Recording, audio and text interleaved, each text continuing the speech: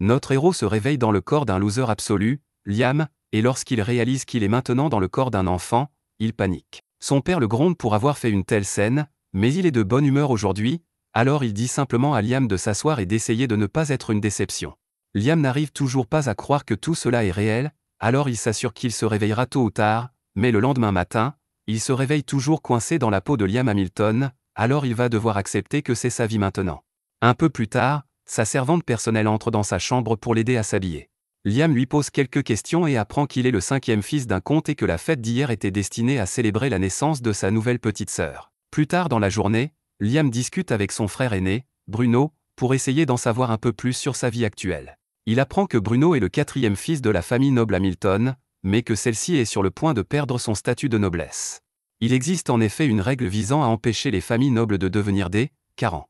Cette règle stipule que chaque famille noble doit accomplir quelque chose de grand en l'espace de 3 générations, faute de quoi elle sera déchue de son statut de noblesse et rétrogradée au rang de roturière. C'est pourquoi leur père et leur fils aîné, Albrecht, sont impatients d'apporter une contribution à la société afin de conserver leur statut de noble. Bruno, quant à lui, ne se préoccupe pas vraiment de devenir un roturier, car c'est un type cool qui s'en fout. Liam est surpris par la nonchalance de Bruno face à cette situation, mais pour être honnête, il s'en moque aussi. Il est arrivé ici hier et ne sait pas quoi faire de sa vie.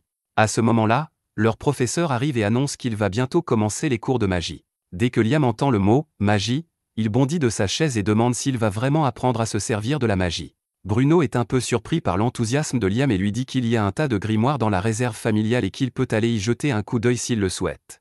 Mais Bruno l'avertit de ne pas se faire trop d'illusions, car la plupart des gens ne sont pas doués pour la magie.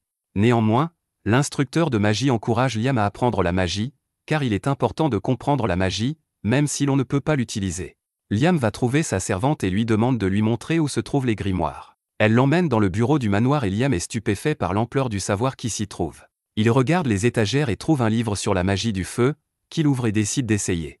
Après avoir suivi les instructions du livre, Liam parvient à créer une flamme sur le bout de son doigt, ce qui est vraiment impressionnant pour une première tentative. Liam se rend dans le bureau de son père pour lui demander la permission d'utiliser la bibliothèque du grimoire, mais son père déteste lui parler et lui dit dédaigneusement qu'il peut faire ce qu'il veut.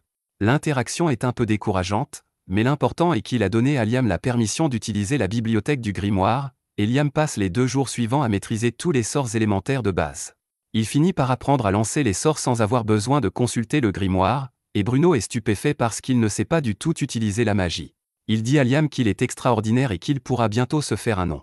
Cependant, Bruno est curieux des motivations de Liam et lui demande s'il s'efforce d'apprendre la magie parce qu'il veut devenir le prochain chef de famille. Après tout, cela pourrait faire de lui une cible pour leur frère aîné. Mais Liam ne s'intéresse pas à la politique familiale de succession, il trouve juste que la magie, c'est cool. Comme il a maîtrisé tous les sorts novices, il décide de commencer à apprendre la magie de la glace, mais alors qu'il quitte la bibliothèque, son père l'appelle. Son père a entendu parler du talent de Liam pour la magie, et alors qu'il se fichait éperdument de Liam il y a quelques jours, il s'intéresse soudain à lui. Il demande une démonstration de magie, et Liam lui montre qu'il peut faire de la magie sans avoir besoin d'ouvrir un grimoire. Le comte est ravi, car il pourrait utiliser Liam pour assurer la position de leur famille. Désormais, il dit à Liam qu'il est autorisé à utiliser toutes les ressources dont il a besoin pour ses études de magie. Soudain, un rapport indique qu'un homme particulier est apparu sur les terres d'Hamilton. Le comte ordonne donc que les soldats soient mobilisés pour le capturer. D'après ce que l'on sait, cet homme doit représenter une très grande menace, mais cela n'a rien à voir avec Liam, qui retourne donc dans la forêt pour s'exercer à la magie. Alors qu'il marche dans les bois, il trouve un homme assis sous un arbre, et l'homme semble un peu nerveux lorsqu'il aperçoit Liam. Il lui demande si Liam est un membre de la famille Hamilton venu le capturer, et Liam confirme qu'il est bien un membre de la famille Hamilton, mais qu'il n'a aucun intérêt à le capturer. Il ne sait même pas qui est ce type pour commencer.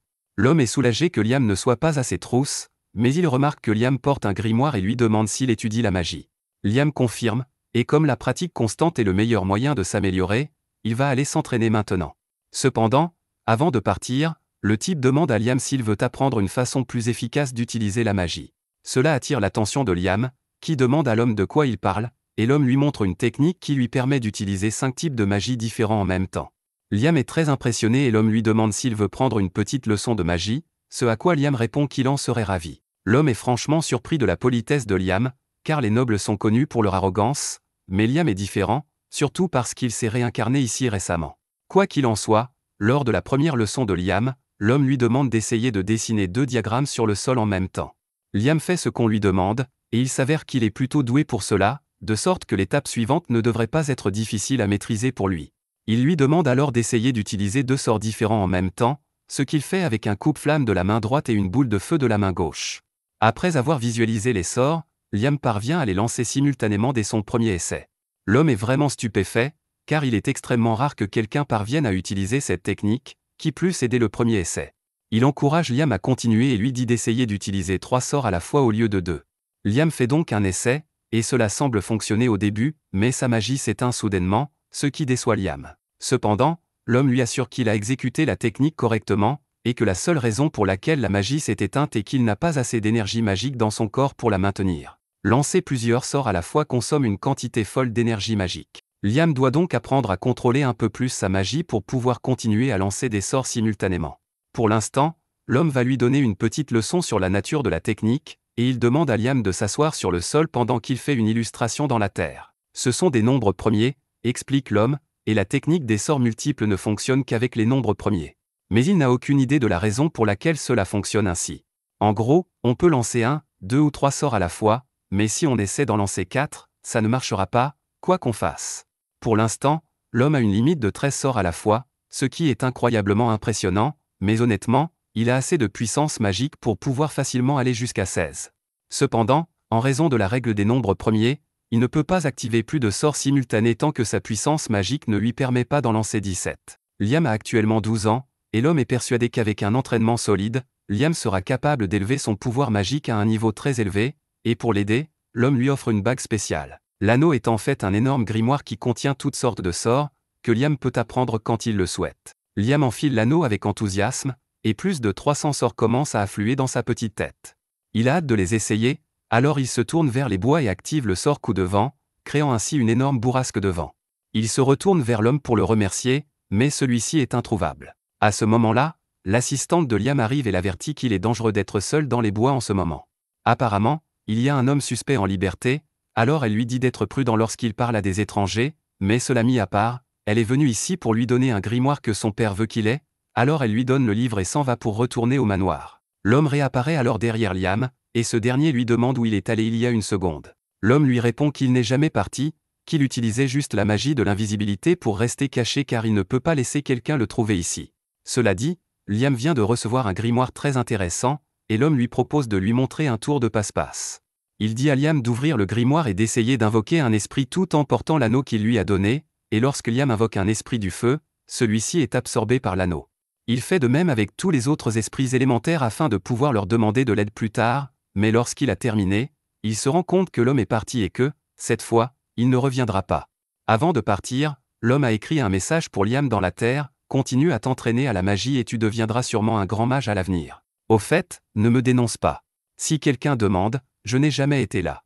Liam ne sait pas grand-chose de cet homme, mais il est indéniable qu'il a appris plus de choses cet après-midi-là qu'il ne l'aurait jamais fait seul, et il le respectera toujours comme son maître. Un mois après sa première rencontre avec son maître, Liam n'a rien perdu de son entraînement et est désormais bien plus habile à manier sa magie. C'est alors que Bruno s'approche de Liam et s'étonne de voir que Liam a fabriqué lui-même du charbon de bois blanc. Le charbon de bois blanc brûle beaucoup plus vite que le charbon de bois normal et ne produit pas de fumée, il est donc très utile. Cependant, il est presque impossible de le fabriquer sans un four spécial et une précision extrême, il est donc étonné que Liam ait pu en créer autant avec rien d'autre que de la magie. Il remarque également que Liam a un sac rempli de cristaux de lycro, des cristaux qui aident à restaurer la puissance magique des pensées, et demande si Liam les a également fabriqués lui-même. Liam confirme, bien qu'il ait eu un peu de mal à perfectionner la technique au début, car elle exige qu'il utilise 5 types de magie à la fois, mais il a fini par comprendre. Bruno est heureux de voir que son petit frère est si doué, car cela signifie qu'il se débrouillera probablement tout seul. Quant à Bruno, il va bientôt se marier et ne sera donc plus là. Liam est choqué car c'est la première fois qu'il entend parler d'un mariage, mais Bruno explique qu'il se marie dans une famille noble de Baran. Ils ont moins d'argent que la famille Hamilton, mais il aura plus de liberté, donc il est heureux de cet arrangement. Liam ne sait pas ce qu'il doit en penser, mais il dit qu'il est heureux pour Bruno. Avant de partir, Bruno veut donner un conseil à Liam. Il lui dit que leur père voulait une fille pour pouvoir la marier à la famille royale et assurer la position de la famille Hamilton en tant que noblesse. Mais Liam s'est avéré être un garçon.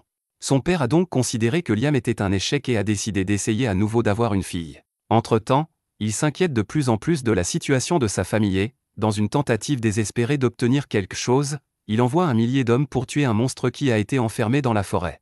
Cependant, ce plan a échoué lamentablement, entraînant la perte de plus de 90% des forces. Leur père essaie toujours d'obtenir une réussite pour la famille Hamilton, mais Bruno pense personnellement que la famille est cuite, et il veut que Liam réfléchisse à un moyen de vivre de façon indépendante. Liam décide de suivre les conseils de Bruno en matière d'indépendance et commence à vendre ses produits pour gagner de l'argent. Cela fonctionne très bien pour lui, car le charbon de bois blanc est un produit de valeur qui rapporte un prix décent, mais il a besoin de quelque chose d'un peu plus rentable s'il veut gagner assez d'argent pour vivre seul. Comme il est déjà en ville, Liam décide de faire une pause dans un magasin de nouilles et demande un bol de ramen. La vendeuse lui en prépare un et Liam en adore le goût, comme beaucoup de gens en ville, mais toutes les nouilles sont faites maison et ne durent pas très longtemps, alors Liam a une idée géniale pour faire un peu plus de profit.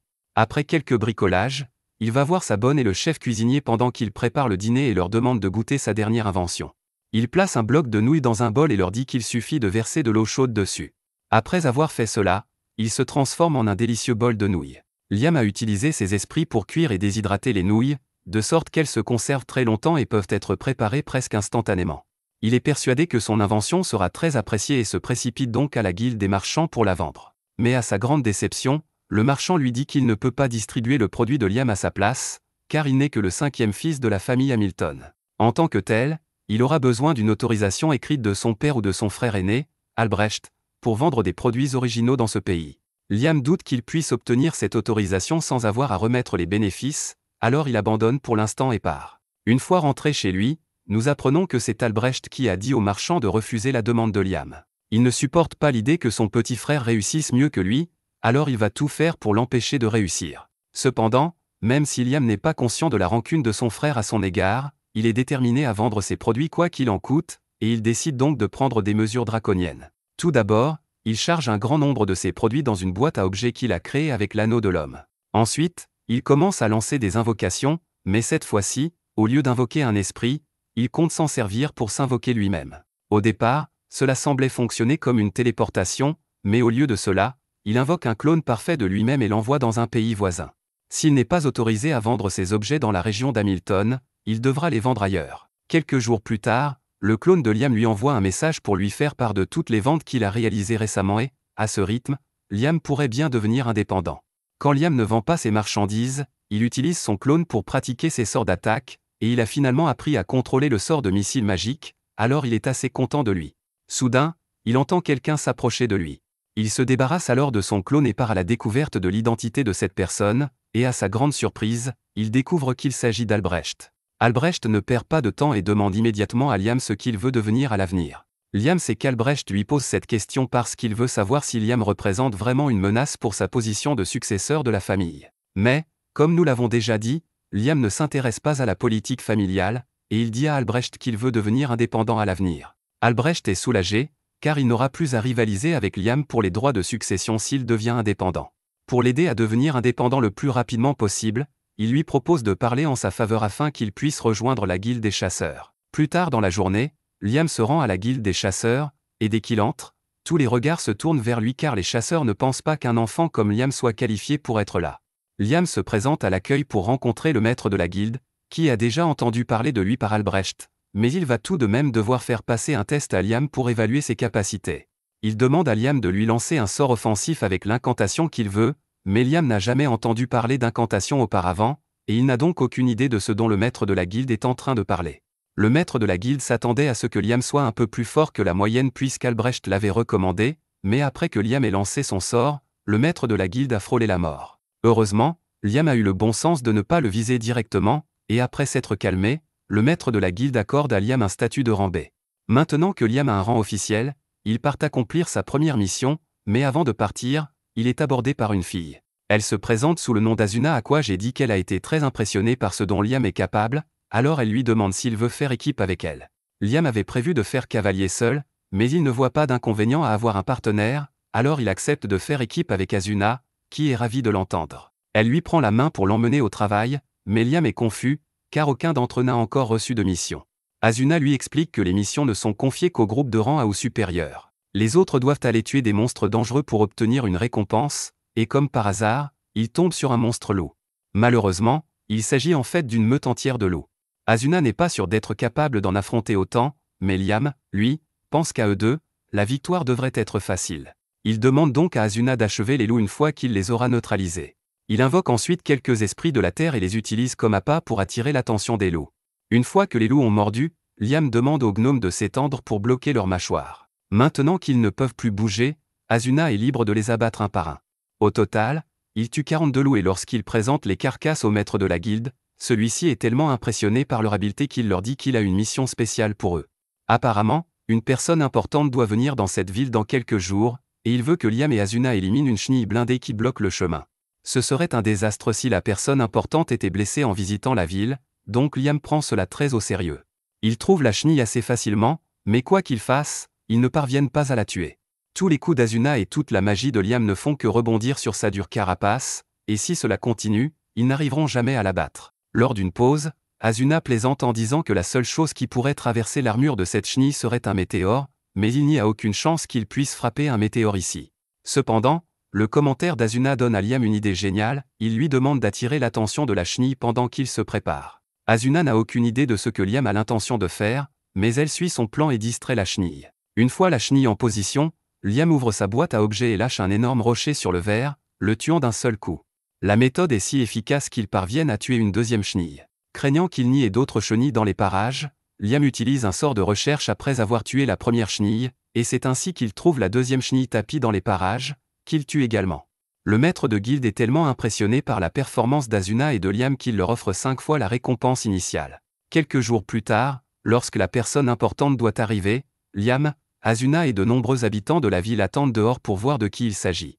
Le père de Liam et Albrecht sont également présents pour accueillir leur invité, mais pour une raison ou une autre, l'homme semble s'intéresser à Liam. Il se passe beaucoup de choses et l'homme finit par convoquer Liam, mais ce dernier ne sait pas pourquoi. L'homme se présente comme James Stanley et veut aller droit au but. Il demande donc à Liam comment il a obtenu la bague de Raymond. Il pense que Liam a dû la voler, mais Liam se lève et crie qu'il ne ferait jamais une telle chose à son maître. Il explique toute la rencontre qu'il a eue avec l'homme dans la forêt, et après avoir entendu l'histoire, Stanley la trouve très amusante car elle ressemble exactement à ce que Raymond aurait fait. Il s'excuse d'avoir accusé Liam de vol, car il n'avait pas réalisé que Raymond prenait un élève, mais puisqu'il est là de toute façon, Stanley veut voir à quel point l'élève de Raymond est fort. Il demande à son assistant, Simone, de se tenir dans un coin et demande à Liam de lancer son sort le plus puissant sur Simone. Liam accepte le test, se met en position et se prépare à lancer ses missiles magiques, et pour donner un coup de pouce supplémentaire, il décide d'utiliser une incantation. Il a récemment appris que l'incantation amplifie la puissance magique utilisée pour lancer un sort, et pour un meilleur effet, les mots utilisés dans l'incantation doivent avoir une certaine signification pour le lanceur, alors Liam commence à réciter les noms de ses idoles préférées. L'incantation fonctionne manifestement, car Liam passe de 7 à 11 sorts d'un coup. Le pauvre Simone n'y arrive pas, l'attaque traverse son bouclier et il est touché.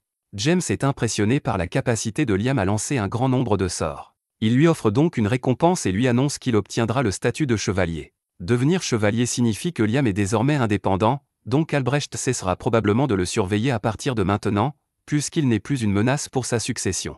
Quoi qu'il en soit, James connaît très bien Raymond, il sait donc que ce dernier adore faire des farces et lui demande si quelque chose de ce genre lui est arrivé récemment. Et maintenant qu'il en parle, quand Liam s'entraînait à maîtriser sa boîte à objets, il a fini par l'utiliser pour assécher le lac dans la forêt, mais en faisant cela, il a trouvé une lettre laissée là par Raymond. Elle était adressée à Liam et disait que Raymond avait voulu lui offrir 100 kg d'or comme cadeau de fin d'études, mais que tout avait coulé au fond du lac et qu'il avait donc décidé de transformer l'or en poussière d'or et de la mélanger à la rivière. Liam pense que ce n'était qu'un gaspillage de tout cet or, mais d'après ce que James sait de Raymond, il ne s'agit probablement pas d'une simple blague, et cela vaut peut-être la peine d'y regarder de plus près. Liam suit le conseil de James et décide de retourner au lac pour aspirer à nouveau toute l'eau, mais cette fois, il a la brillante idée d'utiliser sa boîte à objets pour séparer la poussière d'or de l'eau, ce qui a pour effet d'activer une porte cachée. À l'intérieur, Liam trouve un mot de Raymond, qui dit que Liam peut avoir ce grimoire de niveau maximum comme cadeau de fin d'études, puisqu'il a résolu l'énigme. Raymond lui-même n'a jamais réussi à le maîtriser, mais Liam pourrait en tirer parti. Liam jette un coup d'œil au grimoire et y trouve un sort intéressant appelé « Autre monde ». Après plusieurs heures d'essais et d'erreurs, Liam parvient enfin à faire fonctionner le sort. Le sort « Un autre monde » crée une dimension séparée, que Liam contrôle totalement. Il peut donc ouvrir un portail n'importe où, et personne ne peut y entrer sans sa permission. Liam est ravi de toutes les choses incroyables qu'il peut faire avec ce sort, et dès qu'il en a l'occasion, il repart à la chasse avec Asuna. Cette fois-ci, Ils sont confrontés à une énorme grenouille. Liam tente d'abord d'utiliser ses esprits de feu pour l'attaquer, mais cela ne suffit pas à tuer la grenouille. En représailles, la grenouille commence à charger son attaque ultime, et juste avant qu'elle ne soit touchée, Liam attire Asuna dans sa dimension de poche. Grâce à cela, ils sont tous les deux à l'abri de l'électrocution de la grenouille, et une fois que la grenouille n'a plus d'énergie, ils l'achèvent. Un peu plus tard, ils reviennent à la guilde avec la pierre magique de la grenouille, et le maître de la guilde a du mal à croire qu'ils ont réussi à le faire. Cette quête était de rang A, donc il s'attendait au moins à ce qu'ils se battent un peu, mais il semble que ce soit à peine un défi pour Liam. Asuna s'énerve contre le maître de guilde parce qu'il ne cesse de parler de Liam seul, alors qu'elle s'est battue à ses côtés. Le maître de la guilde s'excuse, mais comme Liam a en quelque sorte tout fait, il a oublié qu'Asuna faisait partie de l'équipe. Il voit bien qu'Asuna est contrarié d'être beaucoup plus faible que Liam, alors il prend ses responsabilités et propose à Liam de faire d'Asuna son esclave. Ni l'un ni l'autre ne pense que c'est une bonne idée car, en tant qu'esclave, Asuna serait obligé d'obéir à tous les ordres que Liam lui donnerait. C'est alors que le maître de la guilde mentionne le fait qu'en tant que familière de Liam, Asuna deviendrait automatiquement plus forte, proportionnellement à la force de Liam. Dès qu'elle entend cela, elle accepte de devenir l'esclave de Liam. Bien sûr, elle ne pourra pas refuser si Liam finit par faire des demandes perverses, mais Asuna a confiance qu'il ne le fera pas, et même s'il le faisait, elle n'y verrait pas d'inconvénient. Ils finissent par créer le contrat, et une fois que c'est fait, Asuna disparaît immédiatement. Tout le monde est choqué, mais elle réapparaît derrière Liam et explique qu'elle s'est déplacée très rapidement. Une fois le contrat établi, Asuna entend une voix dans sa tête qui lui dit qu'elle a acquis une compétence unique, Speedster. Liam trouve cela incroyablement intéressant, à tel point qu'il veut retenter l'expérience. Mais les contrats familiers obligent à l'obéissance, et il serait difficile de trouver quelqu'un qui soit prêt à perdre sa liberté en échange d'une compétence. Heureusement, Asuna connaît quelqu'un qui serait parfait pour cela. Elles vont voir Jody, l'ami d'Asuna, et lui explique toute la situation. Jody n'a rien de mieux à faire en ce moment, elle accepte donc de devenir la familière de Liam. Une fois le contrat conclu, tout le monde lui demande si elle a aussi débloqué une compétence unique. Plutôt que de leur dire de quoi il s'agit, Jody sort de la guilde et revient avec 2 sandwichs. Elle donne l'un des sandwichs à un homme dont la main est cassée, et à la seconde où il le mange, son bras se rétablit. Jody explique que son talent unique lui permet de guérir les gens grâce à la nourriture qu'elle prépare. Quelques jours plus tard, Liam rencontre à nouveau James, qui l'informe que la princesse Scarlett vient lui rendre visite. Liam ne comprend pas pourquoi la princesse viendrait jusqu'ici pour quelqu'un comme lui, mais James lui rappelle qu'il a accompli une quête de rang A, qu'il peut lancer jusqu'à 11 sorts à la fois et qu'il peut accorder des compétences uniques à des personnes en devenant leur maître. La princesse est particulièrement intéressée à voir Liam démontrer les capacités de ses esclaves, mais Liam refuse fermement de faire une telle chose. James n'arrive pas à croire que Liam veuille vraiment refuser une demande de la reine elle-même, mais même si Jody et Asuna sont les familiers de Liam, ils restent ses amis, et il ne les transformera pas en numéro de cirque pour l'amusement de quelqu'un. James voit que Liam n'est pas prêt à changer d'avis et lui dit qu'il peut partir. Une fois Liam parti, il est révélé que la servante qui les avait servis pendant la conversation était en fait la princesse. James s'excuse auprès de la princesse pour le refus de Liam, mais elle trouve intéressant que Liam soit prêt à aller à l'encontre de la royauté pour protéger ses amis. Mais elle veut voir s'il fera de même lorsqu'il lui parlera face à face. Le lendemain, Liam est convoqué par la princesse Scarlett, et cette fois-ci, elle n'est pas déguisée, Liam devra donc faire attention à la façon dont il lui répond. Liam entre dans son palais et s'agenouille devant elle, mais Scarlett veut passer aux choses sérieuses. Elle demande donc que l'on apporte un siège à Liam et mentionne qu'elle a entendu dire qu'il avait vaincu une chenille en armure et une grenouille géante. Elle est particulièrement impressionnée par le fait qu'il ait pu tuer une grenouille sans utiliser de magie avancée, car c'est la première fois que quelqu'un réussit un tel exploit.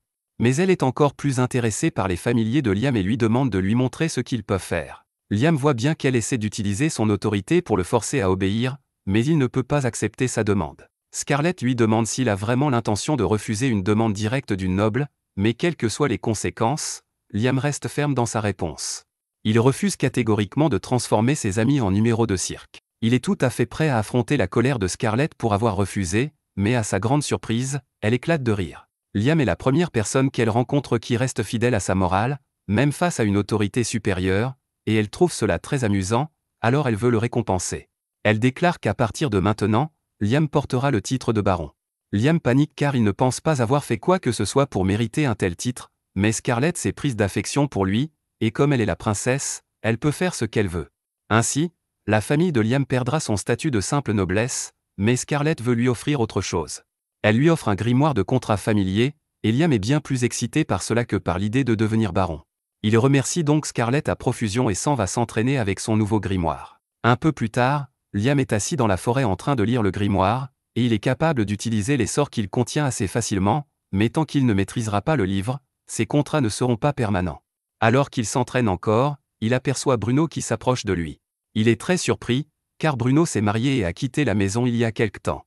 Liam demande à Bruno ce qu'il fait ici, mais Bruno n'a pas de raison précise, il voulait juste passer du temps avec son frère, surtout pour féliciter Liam en personne d'être devenu baron, car c'est une grande réussite. Il dit à Liam qu'il est désormais plus haut placé que leur père, mais Liam ne comprend pas ce qu'il veut dire puisque leur père est comte et que Liam n'est que baron. Bruno explique que si les barons sont de rang inférieur au comte, ce pays sépare les nobles en différentes catégories, ceux qui accomplissent quelque chose et gagnent leur titre par eux-mêmes, et ceux qui héritent de leur titre. Naturellement, ceux qui gagnent leur titre sont considérés comme plus impressionnants. Liam n'avait aucune idée de la façon dont cela fonctionnait, mais même s'il est désormais plus gradé que son père, il ne s'en soucie pas vraiment puisqu'il veut juste apprendre la magie.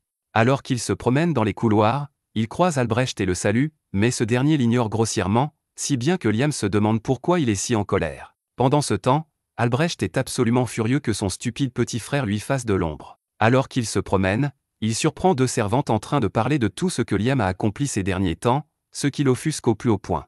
Il leur crie que si elles pensent que Liam est si génial, elles devraient peut-être démissionner et aller travailler pour lui.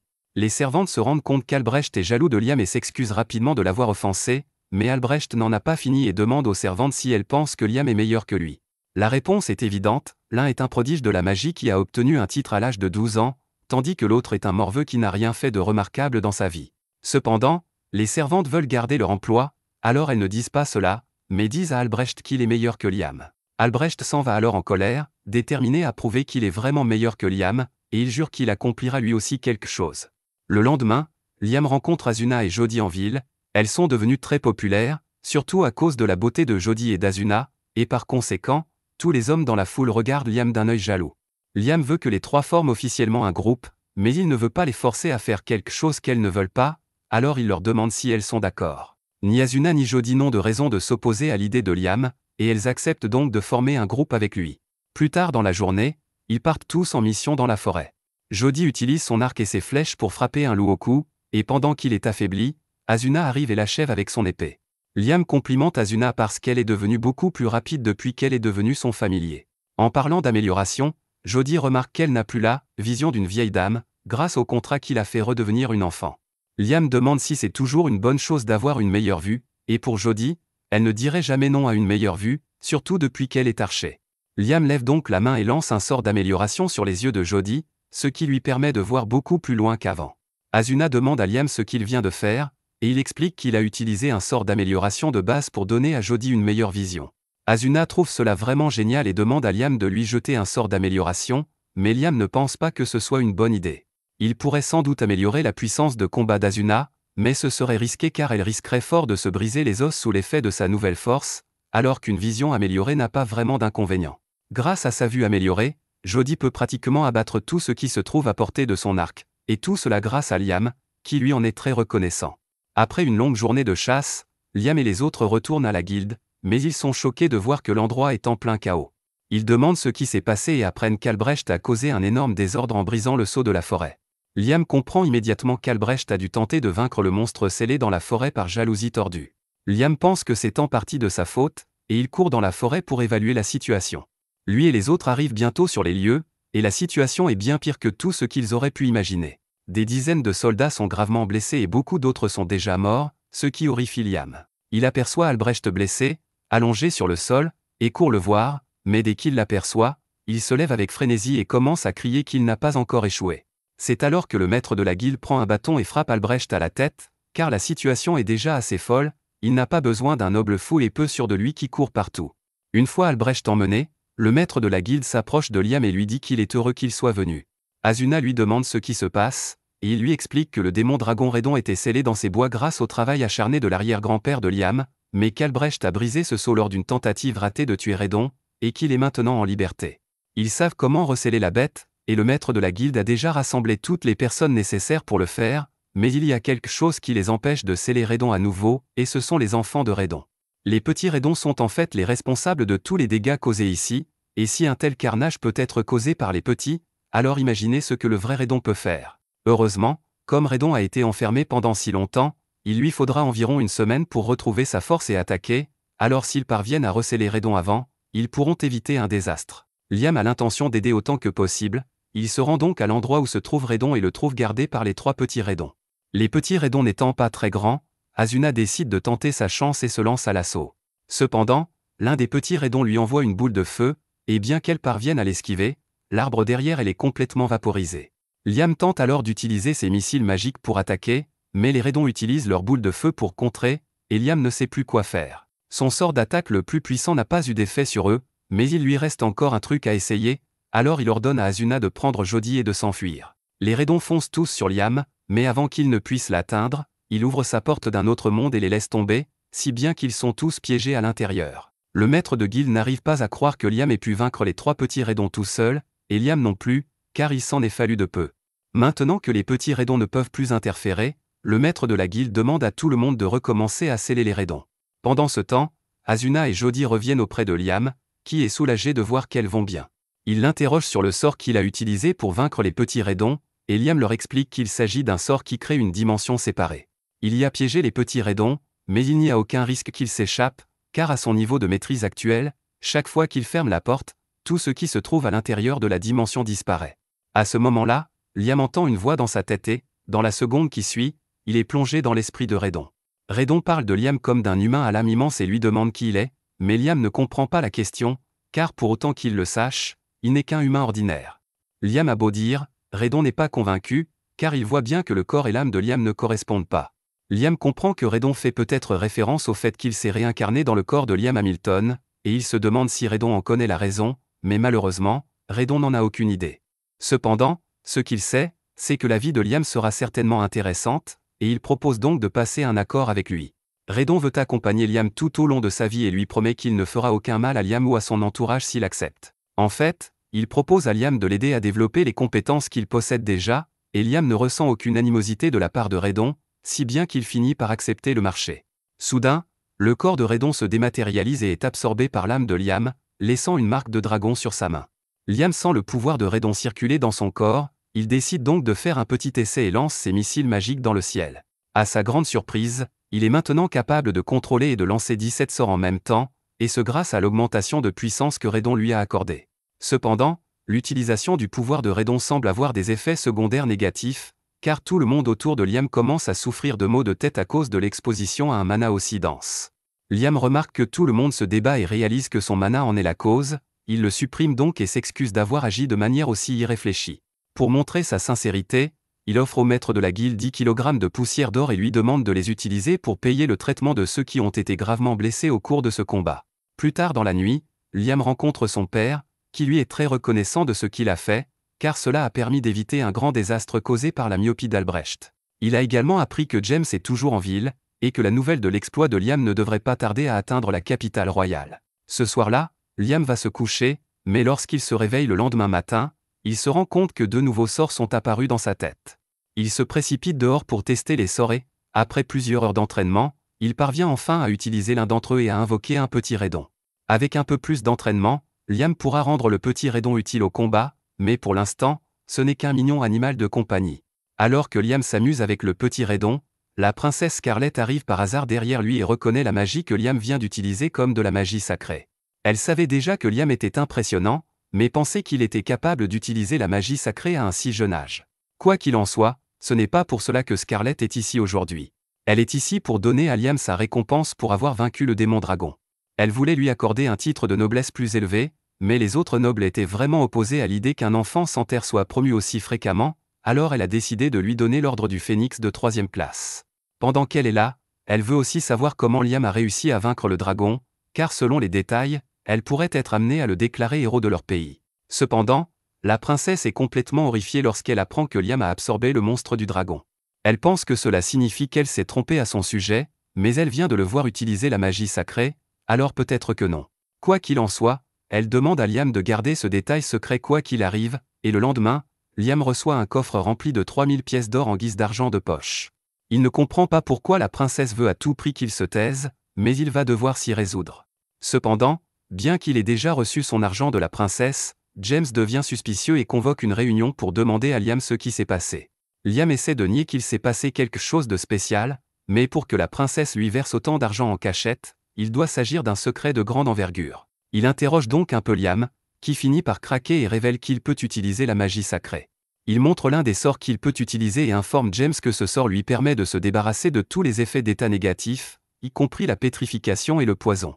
James trouve cela incroyable, mais sa puissance est prévisible puisque la magie sacrée est considérée comme un acte de Dieu. Il demande à Liam s'il sait quelque chose de la guerre des 3 dragons, ce que Liam ne sait pas, alors James commence à lui expliquer l'histoire. Il y a très longtemps, 3 grands dragons se sont affrontés jusqu'à ce qu'un seul soit victorieux. On dit que la victoire du dragon était en grande partie due à son utilisation de la magie sacrée, et après cela, le dragon aurait rejoint un humain, et sa magie aurait été utilisée pour fonder ce royaume. Lorsque James dit « rejoint », la première chose qui vient à l'esprit de Liam est que le dragon et l'humain se sont mariés et ont eu des enfants, mais ce n'est pas le cas. James fait remarquer que Liam est l'exemple même de ce à quoi ressemble l'union avec un dragon.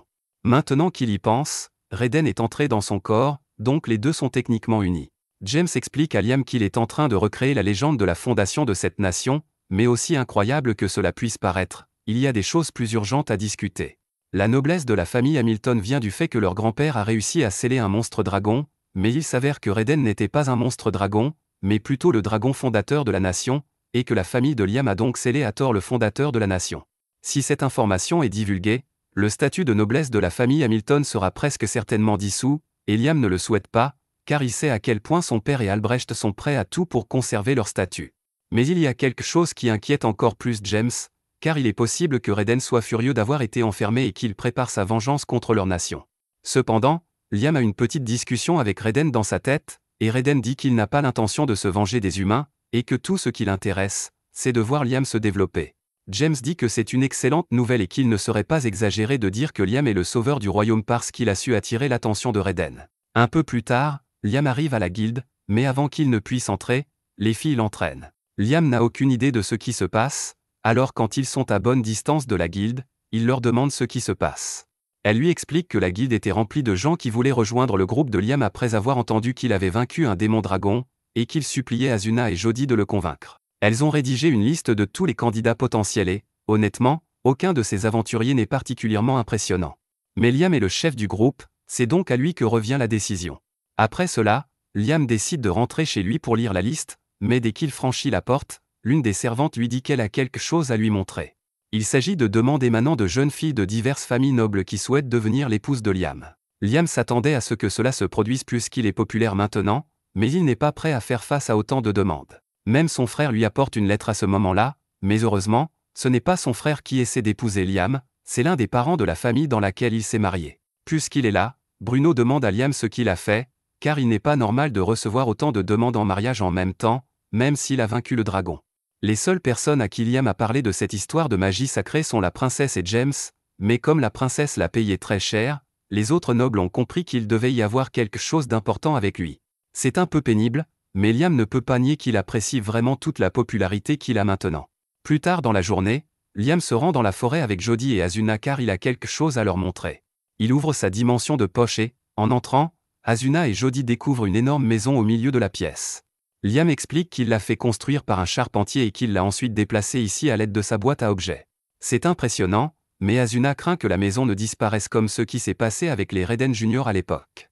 Liam explique qu'il maîtrise parfaitement ce sort et que plus rien ne disparaîtra à l'intérieur, c'est pourquoi il a mis tous ces objets ici. Il fait visiter la maison à Asuna et Jody, qui s'amusent toutes les deux, mais Jody fait remarquer que l'endroit est constamment éclairé et qu'il serait difficile de s'y endormir. Liam a une idée et décide d'invoquer un esprit de l'ombre pour assombrir l'endroit.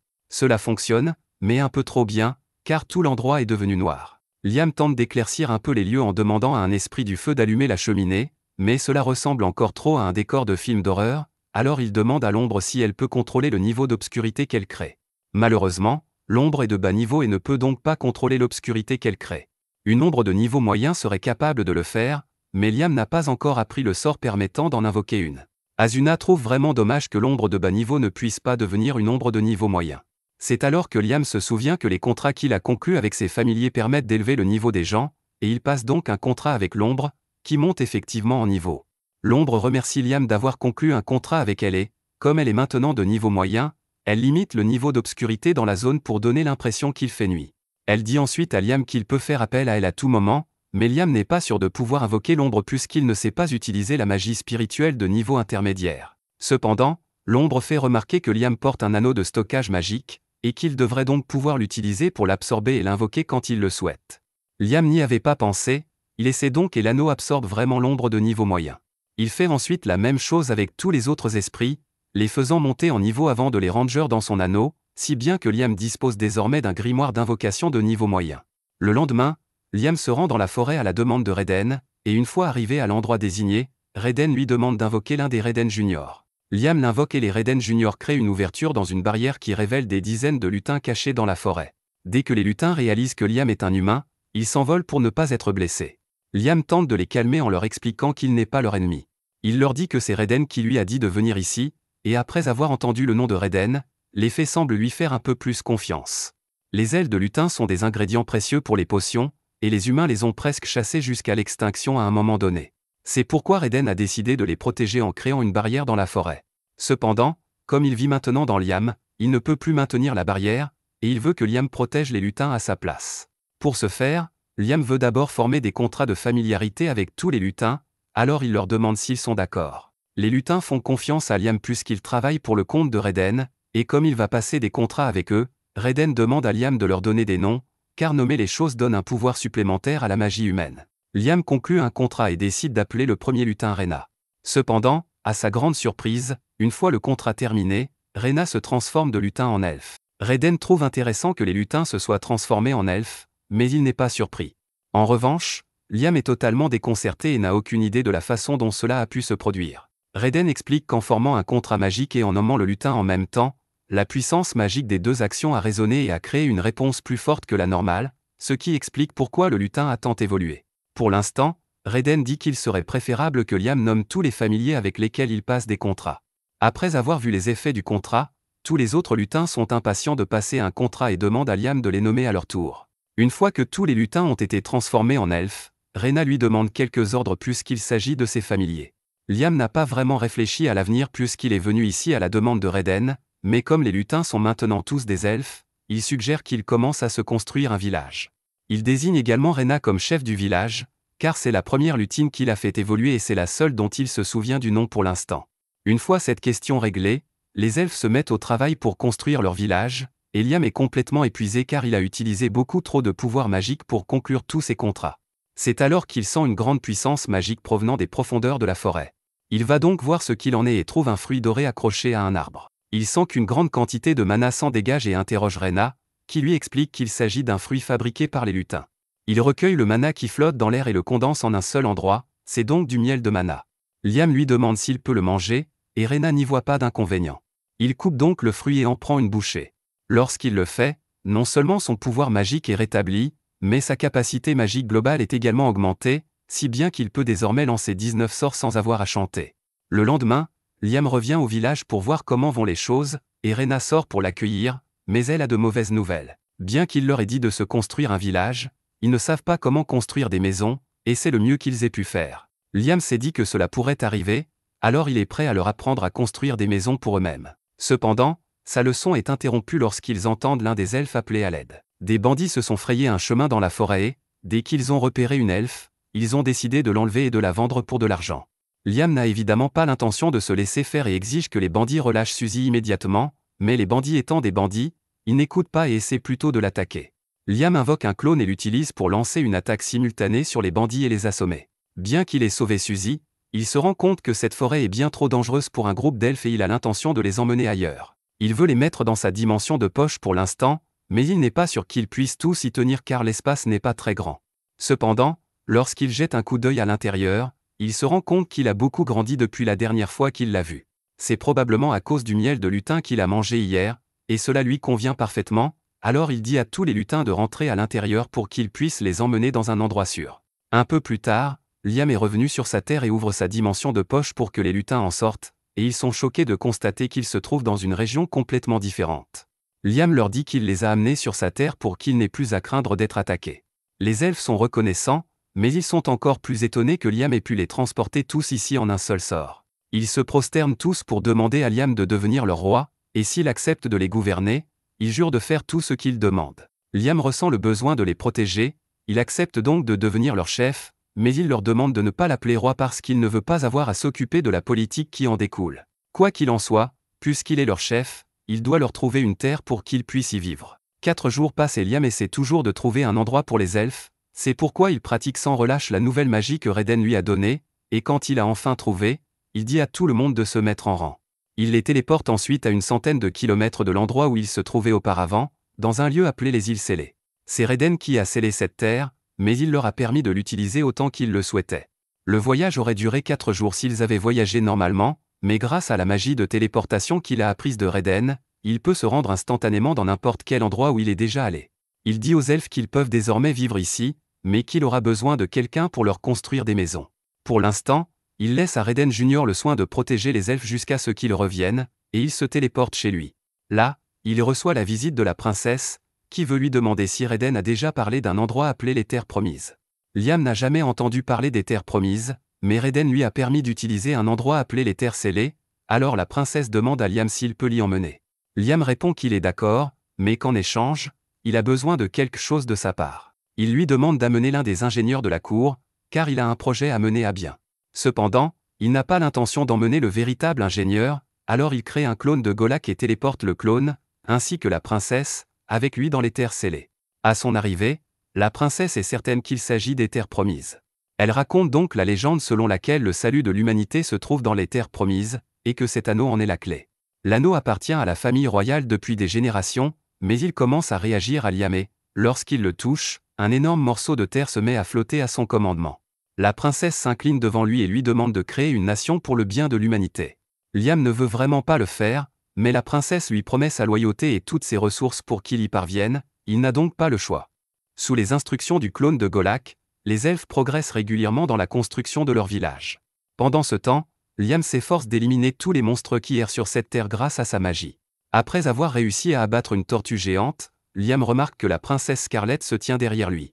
Scarlett s'excuse de l'avoir regardé, mais elle a été fascinée par la puissance magique exceptionnelle de son maître. Liam n'est toujours pas à l'aise avec la relation maître-serviteur que souhaite Scarlett, alors il lui dit qu'elle n'est pas obligée de le servir. Après tout, son statut de deuxième princesse du royaume est bien supérieur à celui de Liam. Cependant, Scarlett fait cela parce qu'elle le veut.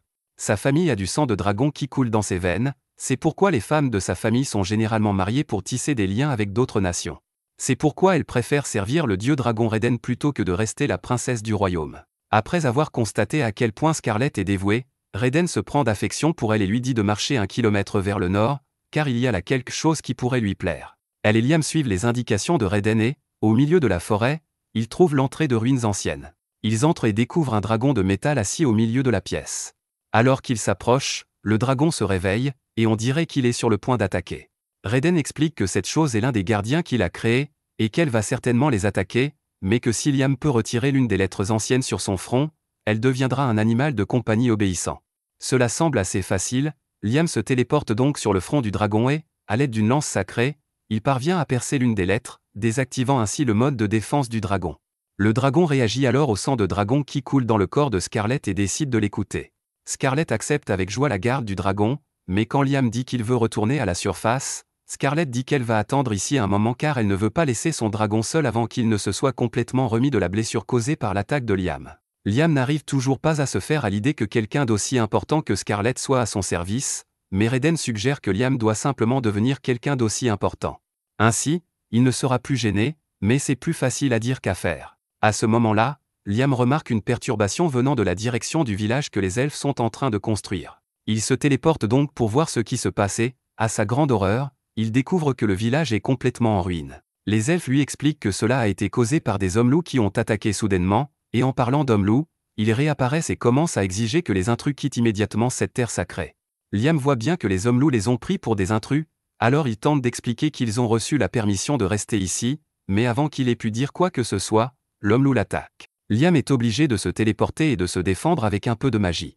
L'homme-loup semble toujours déterminé à chasser Liam et ses amis de cette terre sacrée, mais Liam sort alors un Reden Junior, prouvant ainsi qu'il est affilié à Reden. L'homme-loup se rend compte de son erreur et s'excuse sincèrement d'avoir détruit le village, mais les elfes disent que ce n'est pas grave puisque les loups n'ont fait que leur devoir, puisqu'ils sont au service de Reden. Les filles suggèrent que les hommes-loups deviennent également les familiers de Liam. Le chef des hommes-loups trouve que c'est une bonne idée, ils acceptent donc de devenir les familiers de Liam, et Liam n'a aucune raison de refuser, il crée donc un contrat avec le chef, en la nommant Chris. Le lendemain, Liam retourne au village pour voir comment les choses se passent, et avec l'arrivée de Chris et de tous les autres hommes loups, le village a progressé beaucoup plus rapidement. Dès que Chris aperçoit Liam, elle se lève pour le serrer dans ses bras, et quand il lui demande comment se passe la construction, Chris lui montre la direction et lui dit qu'ils sont encore en train de reconstruire l'une des maisons qu'ils ont détruites hier. Une fois de plus, elle s'excuse sincèrement d'avoir agi de façon si irréfléchie hier, mais Liam dit que ce n'est pas grave tant que les hommes loups peuvent aider à réparer les maisons. Les choses iraient certainement beaucoup plus vite si Liam pouvait utiliser la magie pour réparer les maisons, mais il n'y a pas de sort pour cela dans l'anneau. Raiden lui dit qu'il n'a qu'à créer un sort de réparation pour lui-même s'il n'en existe pas déjà un. Liam n'avait aucune idée qu'il pouvait créer ses propres sorts, alors Raiden lui explique qu'il lui suffit d'imaginer clairement chaque étape du processus de ce qu'il essaie d'accomplir. Une fois cela fait, il jette le sort sur un morceau de bois et demande à Chris de le briser pour lui. Chris s'exécute, mais à sa grande surprise, juste après l'avoir brisé, le morceau de bois se répare comme s'il était neuf. Liam explique que c'est l'effet du sort qu'il vient de créer, It Memory. Il permet aux objets inanimés de conserver un état particulier quoi qu'il arrive, donc s'il l'utilise sur les maisons, quoi qu'il arrive, les bâtiments resteront debout. Après s'être familiarisé avec la création de sorts, Liam commence à expérimenter toutes sortes de sorts et finit par créer des missiles magiques explosifs. Il a l'intention de continuer à inventer d'autres sorts, mais tout à coup, on l'appelle pour une urgence. Des humains ont envahi la Terre et chassent les lutins qui y vivent. C'est vraiment grave, alors Liam se précipite pour enquêter et découvre les intrus. Il se met en travers de leur chemin et les avertit de faire demi-tour parce que c'est sa nation. Les hommes pensent que Liam n'est qu'un enfant stupide, ils l'ignorent et continuent d'avancer, mais Liam tire un coup de semonce pour bien faire comprendre qu'il ne plaisante pas. Les hommes n'apprécient pas, et au lieu de faire demi-tour et de partir, ils décident d'attaquer, ce qui ne laisse pas d'autre choix à Liam que d'éliminer chacun d'entre eux. Après s'être occupé de tous les soldats, Liam retourne au village, où Rena le remercie d'avoir protégé les lutins. Ces derniers vivaient dans la forêt, mais ils ont été attaqués par les soldats qui tentaient de les capturer.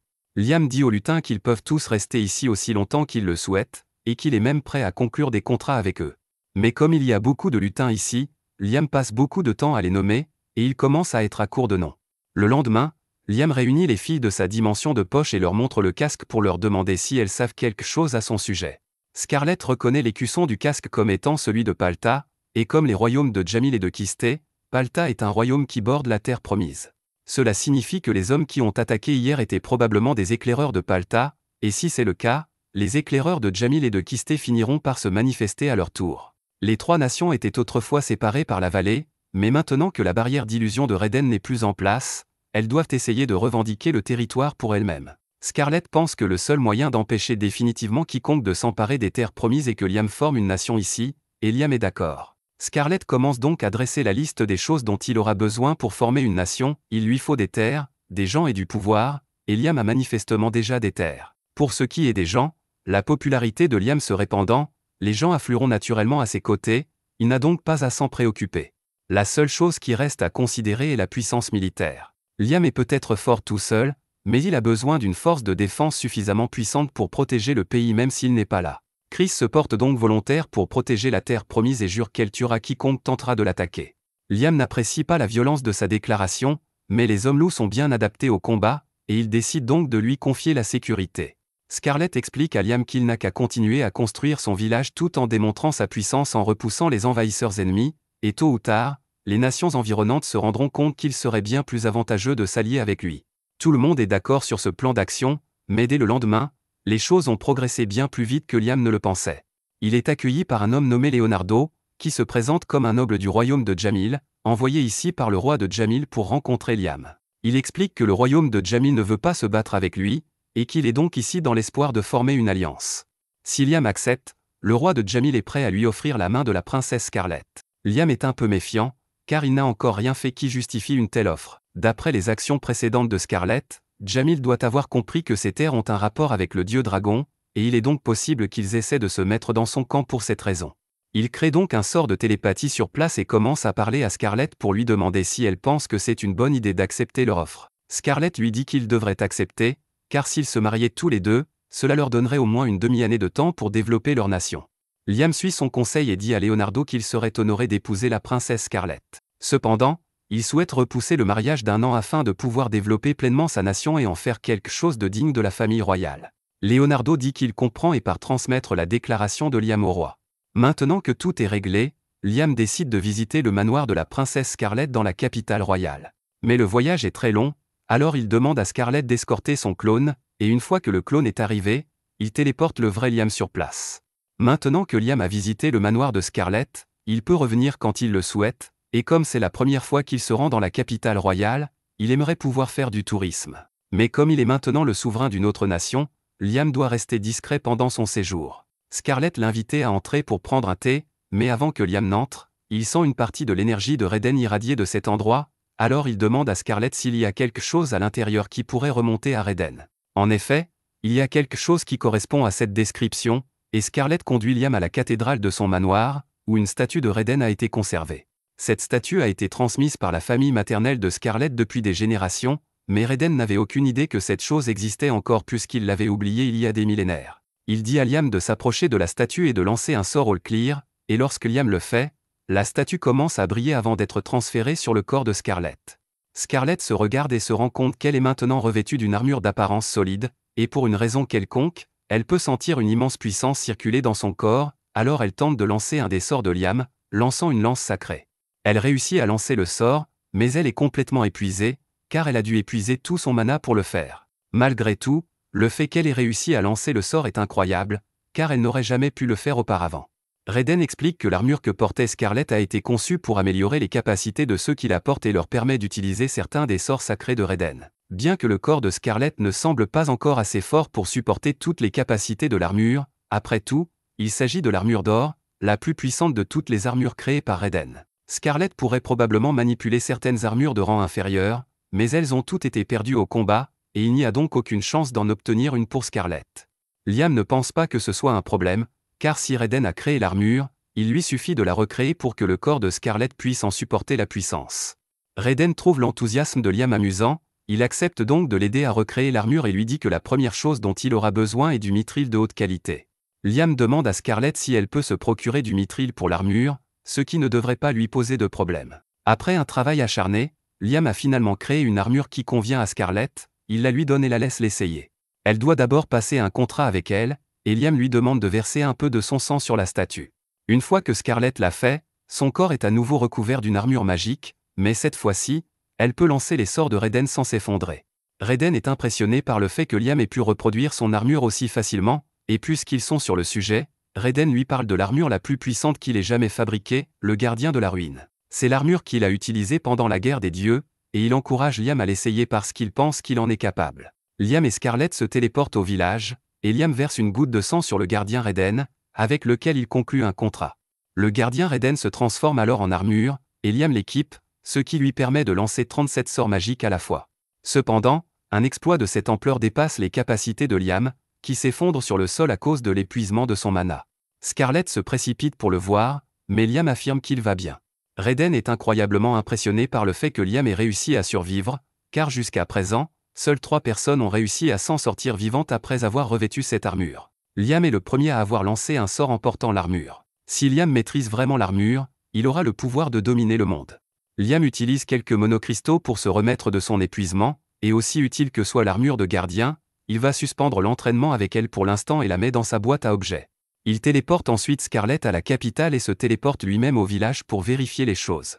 D'après ce qu'il voit, tout semble aller pour le mieux, mais tout à coup, Rena s'approche de lui pour lui annoncer une nouvelle importante. Apparemment, un groupe de trolls a été repéré près du village, et même si cela ne devrait pas poser de problème, les trolls sont généralement soit très gentils, soit très violents, ceux qui se trouvent à proximité sont du genre violent.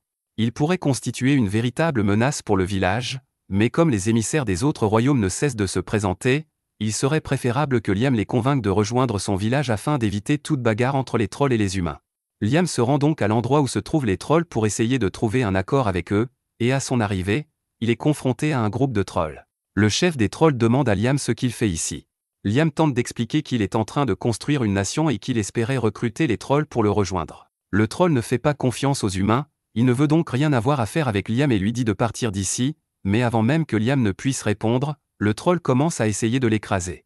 Liam fait de son mieux pour esquiver car il ne veut pas avoir à blesser le troll, mais n'importe laquelle de ses attaques peut être mortelle si Liam est touché, il doit donc faire très attention. Malheureusement, pendant qu'il esquivait, Liam est tombé accidentellement dans un trou du sol et s'est retrouvé piégé. Le troll peut maintenant lui tirer dessus, Liam doit donc agir vite, sinon il sera en grand danger. La massue du troll le frappe de plein fouet, mais heureusement, Liam a pu équiper l'armure de raid du gardien, ce qui lui a permis de survivre sans subir de dégâts, même si le port de cette armure draine une tonne de mana pour Liam. Le troll est surpris que l'humain ait pu survivre à l'un de ses coups, mais cela n'a pas d'importance pour lui puisqu'il n'a qu'à frapper Liam plus fort la prochaine fois. Cependant, avant qu'il ne le fasse, Liam désigne les gens du troll qui se trouvent derrière lui. Dans sa rage aveugle, le troll leur a causé pas mal de dégâts sans s'en rendre compte, et si Liam n'avait pas pris le dernier coup de plein fouet, il aurait pu blesser gravement ses amis avec les débris volants. Le troll se rend compte qu'il a peut-être agi un peu vite, il se calme et dit qu'il écoutera ce que Liam a à dire. Liam remercie le chef des trolls pour sa coopération et, une fois tous les trolls rassemblés, il explique qu'il est en train de construire un village près d'ici. Bien qu'il soit principalement composé d'elfes et de loups-garous pour l'instant, il est possible que de nombreux humains viennent s'y installer à l'avenir. Dans le pire des cas, un conflit pourrait éclater entre les trolls et les humains, ce qui amènerait les humains à chasser les trolls, et Liam aimerait éviter cela. Le chef des trolls comprend ce que Liam veut dire, mais il veut voir le village de Liam en personne avant de prendre une décision. Liam est d'accord, il téléporte donc tous les trolls dans le village, et les trolls sont tous émerveillés par ce qu'ils voient. Mais le chef des trolls est repéré par Chris, les deux semblent se connaître, et à vue d'œil, elle charge le troll et le met à terre. Liam ne comprend pas ce qui vient de se passer et demande des explications à Chris, qui lui dit qu'elle et le troll se connaissent depuis longtemps. Pour faire court, Chris et le troll se trouvent l'un et l'autre très ennuyeux, si bien qu'à chaque fois qu'ils se croisent, ils finissent par se battre. À ce jour, Chris l'a battu 307 fois et le troll l'a battu 370 fois. Mais à ce propos, elle a été très déçue par le dernier combat, car le troll ne s'est pratiquement pas battu. Elle lui demande s'il s'est affaibli, mais Liam rappelle à Chris qu'elle s'est transformée en loup-garou et que le troll ne s'est pas affaibli, il est devenu plus fort. Le troll s'énerve parce que Chris est maintenant trop forte pour qu'il puisse se battre, mais Chris lui dit que son augmentation de puissance est due au fait qu'elle a conclu un contrat avec Liam, et qu'elle suggère au troll de faire de même pour qu'il soit à nouveau sur un pied d'égalité. Le troll accepte, Liam passe un contrat avec lui et le nomme Gay. Le contrat fait évoluer Gay d'un troll à 1 giga, et bien qu'il ait rétréci, Liam peut voir que sa puissance a augmenté de façon spectaculaire. Maintenant que Gay est plus fort, Chris dit qu'elle veut refaire leur combat, alors elle attaque Gay, et cette fois, il est capable de bloquer les attaques. Pour les spectateurs, il s'agit d'un combat ordinaire, mais avec sa force actuelle, un seul coup de poing ou de pied pourrait facilement tuer une personne normale, et tous les autres trolls restent bouche bée. Liam leur dit qu'il peut aussi leur donner des noms s'ils le souhaitent, ce que les trolls acceptent gracieusement, et Liam doit maintenant trouver 50 autres noms sur place. Une fois que tous les trolls ont conclu un contrat avec Liam, celui-ci leur demande de lui rendre un petit service. Il retourne donc dans le canyon et commence à ramasser d'énormes rochers pour lui. Gay et les autres trolls se mettent au travail, et Chris essaie d'aider, mais elle est loin d'être aussi forte que Gay, alors il lui dit de lui laisser le travail manuel. Elle refuse d'abandonner, mais ses jambes finissent par céder. Gay soulève le rocher sur son dos et demande à Chris si elle va bien. Chris va bien, mais pas sa fierté, et elle s'enfuit, embarrassée. Après avoir rassemblé tous les rochers, Liam remercie Gay et les autres de l'avoir aidé, mais Gay ne comprend pas à quoi il compte utiliser tous ces rochers. Liam explique que lorsqu'il a rencontré les trolls pour la première fois, il a remarqué qu'il y avait beaucoup de minerais, alors il veut essayer de faire fondre les roches pour en extraire les métaux. Il invoque une salamandre pour créer un four et faire sauter les roches jusqu'à ce qu'il obtienne une tonne de fer, un peu de cuivre, un peu d'or et un tout petit peu de mithril. Liam est très déçu car il espérait obtenir plus de mithril à partir des minerais, le mithril étant l'ingrédient principal utilisé pour fabriquer les armures. Liam demande à Raiden s'il est vraiment nécessaire d'utiliser du mithril pour l'armure, et Raiden répond que le mithril est vital car aucun autre métal n'est assez résistant pour supporter le stress que l'armure subira. Cependant, Liam n'a toujours pas assez de mithril, mais il a une tonne de fer, alors il décide de tenter sa chance avec le fer et de voir ce que ça donne. Il fait fondre le fer et demande à son gnome de fabriquer le moule de l'armure afin d'y verser le métal. Une fois que c'est fait, il commence à l'imprégner du mana de Raiden et lui donne un nom pour faire bonne mesure. Il décide d'appeler l'armure Apollo, en référence au soleil, et après l'avoir retiré du moule, on voit que l'armure Apollo a été fabriquée en forme de soleil. Liam s'est dit que le nom serait plus efficace si la forme de l'armure et son nom correspondaient, et cela semble avoir fonctionné puisque la création de l'armure de combat a été couronnée de succès. Cependant, Liam se heurte à un autre problème ce soir-là. Même s'il a réussi à fabriquer des armures de combat en fer, il doit encore trouver des noms individuels pour les ensembles d'armures afin qu'ils fonctionnent, et il est à court d'idées pour de bons noms. Après s'être creusé la tête toute la nuit, Liam a réussi à fabriquer 15 armures, qu'il décide de répartir équitablement entre les elfes, les loups-garous et les trolls. Tout le monde se rassemble à l'extérieur pour tester leurs nouvelles armures lors de simulacres de combat, et Gay et Chris semblent s'amuser car ils sont plus forts que jamais. C'est alors qu'un groupe de bandits se fraye un chemin dans la forêt, et dès qu'ils aperçoivent les elfes, ils prévoient immédiatement de les kidnapper et de les vendre pour de l'argent. Mais il leur manque quelques neurones, car ils pensent que c'est une bonne idée de menacer les elfes ici, alors qu'il y a un groupe de trolls et de loups-garous juste à côté d'eux. Le chef des bandits déclare qu'il emmènera les elfes avec lui, et que tant qu'ils coopéreront, il n'aura pas à leur faire de mal. Liam pense qu'il devrait faire quelque chose, mais avant qu'il ne puisse agir, Rena lui dit de les laisser se débrouiller seuls. Elle appelle alors Mina, l'une des elfes les plus faibles, et lui demande de battre ces bandits. Normalement, Mina ne ferait pas de mal à une mouche, mais grâce à l'armure que Liam lui a donnée, elle est capable d'assommer instantanément tous les bandits. Liam est stupéfait par la force que l'armure a conférée à Mina. S'il peut en fabriquer suffisamment pour tous les elfes, ils seront en mesure de se défendre contre toute menace future. Mais cela signifie qu'il va devoir trouver encore plus de noms pour l'armure. Alors que Liam est en pleine réflexion, le chef des bandits parvient à se faufiler derrière lui et tente de prendre Liam en otage, en exigeant que tout le monde l'écoute s'il ne veut pas que Liam meure. Cependant, personne ne réagit parce qu'ils savent que le bandit ne peut pas blesser Liam, et une seconde plus tard, Liam le frappe avec un missile puissant directement au menton. Les autres bandits réalisent enfin qu'ils ne sont pas de taille à affronter Liam après avoir vu leur chef se faire plonger dans le coma par un uppercut, et il s'enfuit donc de la forêt. Cette nuit-là, Liam se rend dans sa dimension de poche, car il doit y faire quelque chose. Il convoque un groupe d'esprits de l'eau et leur dit qu'il a recueilli beaucoup d'eau de mer et qu'il aimerait qu'ils séparent le sel de l'eau pour que les habitants du village puissent l'utiliser. Les esprits de l'eau acceptent d'aider, Liam commence donc à déverser l'eau salée et les esprits de l'eau commencent à la purifier. Cependant, l'un des esprits des eaux s'approche de Liam parce qu'elle a quelque chose à lui dire. Liam ne la reconnaît pas tout de suite, mais elle lui explique qu'elle a été le premier esprit de l'eau avec lequel Liam a passé un contrat, et qu'elle veut lui exprimer sa gratitude parce qu'elle a pu faire beaucoup plus de choses depuis qu'elle a évolué grâce à lui. Elle apprend même à posséder des objets physiques, bien que le monarque des esprits n'aime pas que les esprits interfèrent trop avec le monde physique. Liam est intrigué par l'existence d'un monarque des esprits, mais il est encore plus intéressé par le fait que l'esprit de l'eau puisse posséder des objets. À partir du niveau intermédiaire, un esprit peut posséder des objets, et l'équipement possédé par un esprit est connu pour être particulièrement puissant, alors Liam a une bonne idée. Il demande à l'esprit de l'eau si elle veut bien l'aider à faire une petite expérience, et elle répond qu'elle est plus qu'heureuse de l'aider. Tout d'abord, Liam nomme l'esprit de l'eau 0 pour lui donner un avantage supplémentaire, et après avoir créé une armure de combat en forme d'esprit de l'eau, il l'a fait posséder par 0. Il réussit à créer une armure de combat possédée, il fait donc la même chose avec les esprits du feu et de la terre et donne les 3 armures à Rena, Chris et Gay. Cela augmente considérablement leur pouvoir et ils sont tous impatients d'utiliser leur force pour servir Liam. Mais si Liam ne fait cela que pour s'assurer de pouvoir protéger sa nation, il a déjà amassé suffisamment de puissance militaire pour prendre le contrôle de toutes les nations environnantes s'il le souhaite, et il n'a pas l'intention de ralentir de sitôt, car la poursuite de la magie est tout ce qui compte pour Liam. Maintenant que les affaires du royaume de Liam sont en grande partie réglées, Liam décide de rentrer chez lui pour la première fois depuis un moment. Lorsqu'il arrive à la guilde, il est accueilli par Jody et Asuna, qui sont assez contrariés parce qu'il a disparu pendant des semaines sans rien dire. Liam s'excuse, mais il avait beaucoup de choses à gérer, alors il a oublié de les prévenir. Asuna lui dit de ne pas s'inquiéter, car ce n'est pas si grave, et surtout, elle veut simplement qu'il leur donne leur argent.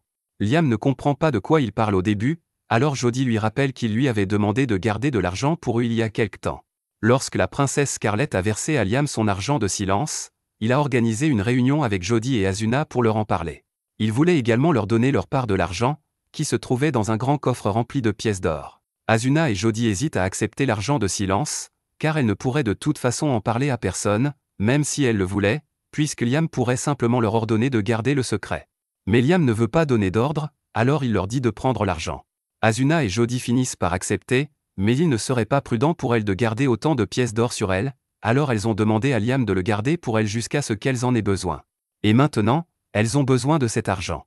Liam accepte de le leur donner, mais il est curieux de savoir ce qu'elles pourraient bien vouloir faire avec tout cet argent.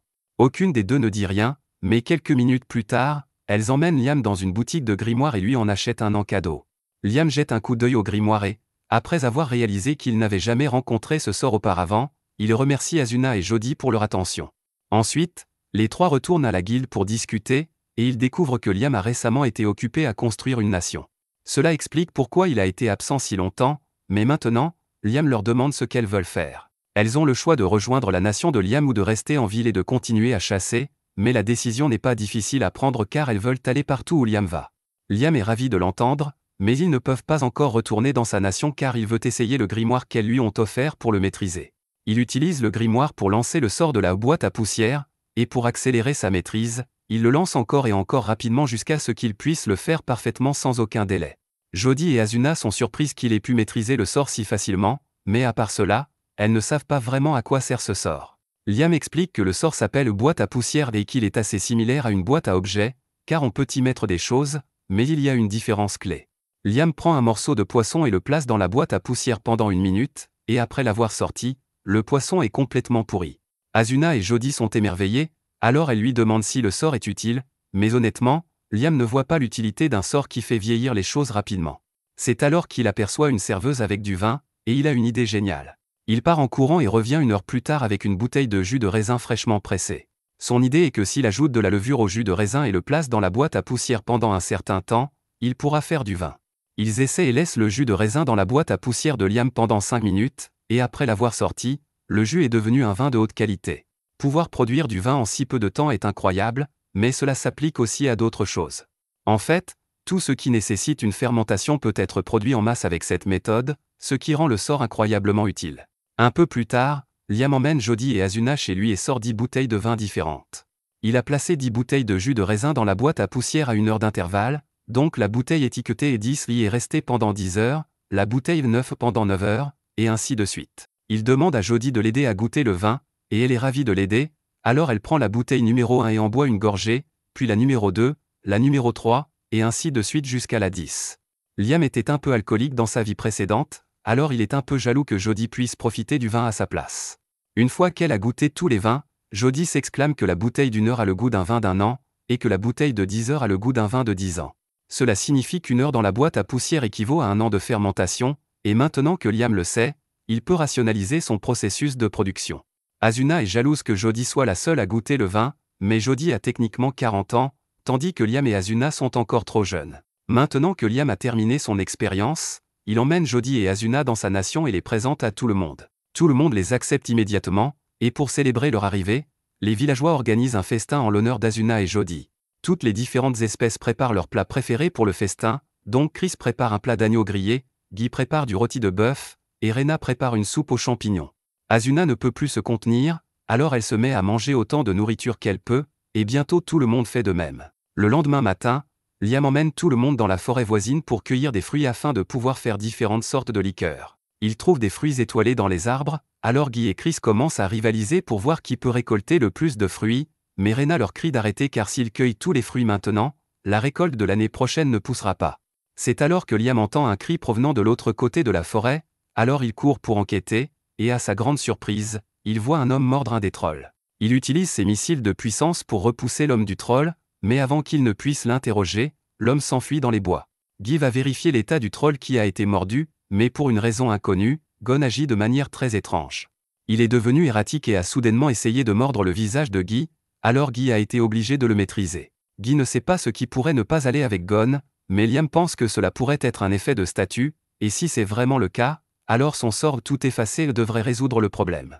Liam lance le sort pour effacer tous les effets de statue sur Gon, et heureusement, cela le ramène à la normale et l'endort, mais Liam ne sait toujours pas ce qui a causé cela au départ. Jody a déjà vu une condition similaire, alors elle dit à Liam qu'elle pense que Gon pourrait avoir été infecté par un vampire. En mordant les gens, les vampires peuvent transformer les autres en vampires pour qu'ils agissent comme leurs serviteurs. Normalement, rien ne peut être fait pour aider quelqu'un qui a été mordu, mais Liam a pu guérir Gon presque instantanément, ce qui est miraculeux.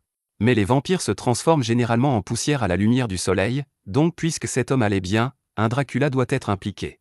Un Dracula est une variante mutante de vampire qui naît une fois tous les siècles, et sous le pouvoir d'un Dracula, les autres vampires deviennent plus forts, ce qui leur permet de survivre à la lumière du soleil. Si c'est vraiment un Dracula, alors ils ont un gros problème sur les bras, alors Liam prévoit d'enquêter pour pouvoir prendre des contre-mesures adéquates. Liam envoie un éclaireur pour chercher des traces du Dracula, mais lorsque l'éclaireur revient, il dit qu'il a de mauvaises nouvelles. Il a trouvé les vampires à 10 km au nord, mais ils sont plus de 10 000, et ils se rapprochent rapidement. Le village est largement dépassé en nombre, alors les villageois commencent à s'inquiéter. Il y a tellement de vampires parce que les habitants de cette terre ont tous été transformés, y compris tous les ors, gobelins et autres espèces. Le fait que tous les vampires puissent se déplacer pendant la journée signifie qu'il doit y avoir un Dracula particulièrement puissant derrière tout cela. Les vampires sont normalement assez calmes et vivent tranquillement, mais sous le contrôle de ce Dracula, ils sont devenus violents et destructeurs, alors Guy dit qu'ils doivent les arrêter avant qu'ils ne fassent plus de dégâts. Cependant, Jody et Asuna pensent qu'il est trop risqué d'affronter les vampires de front.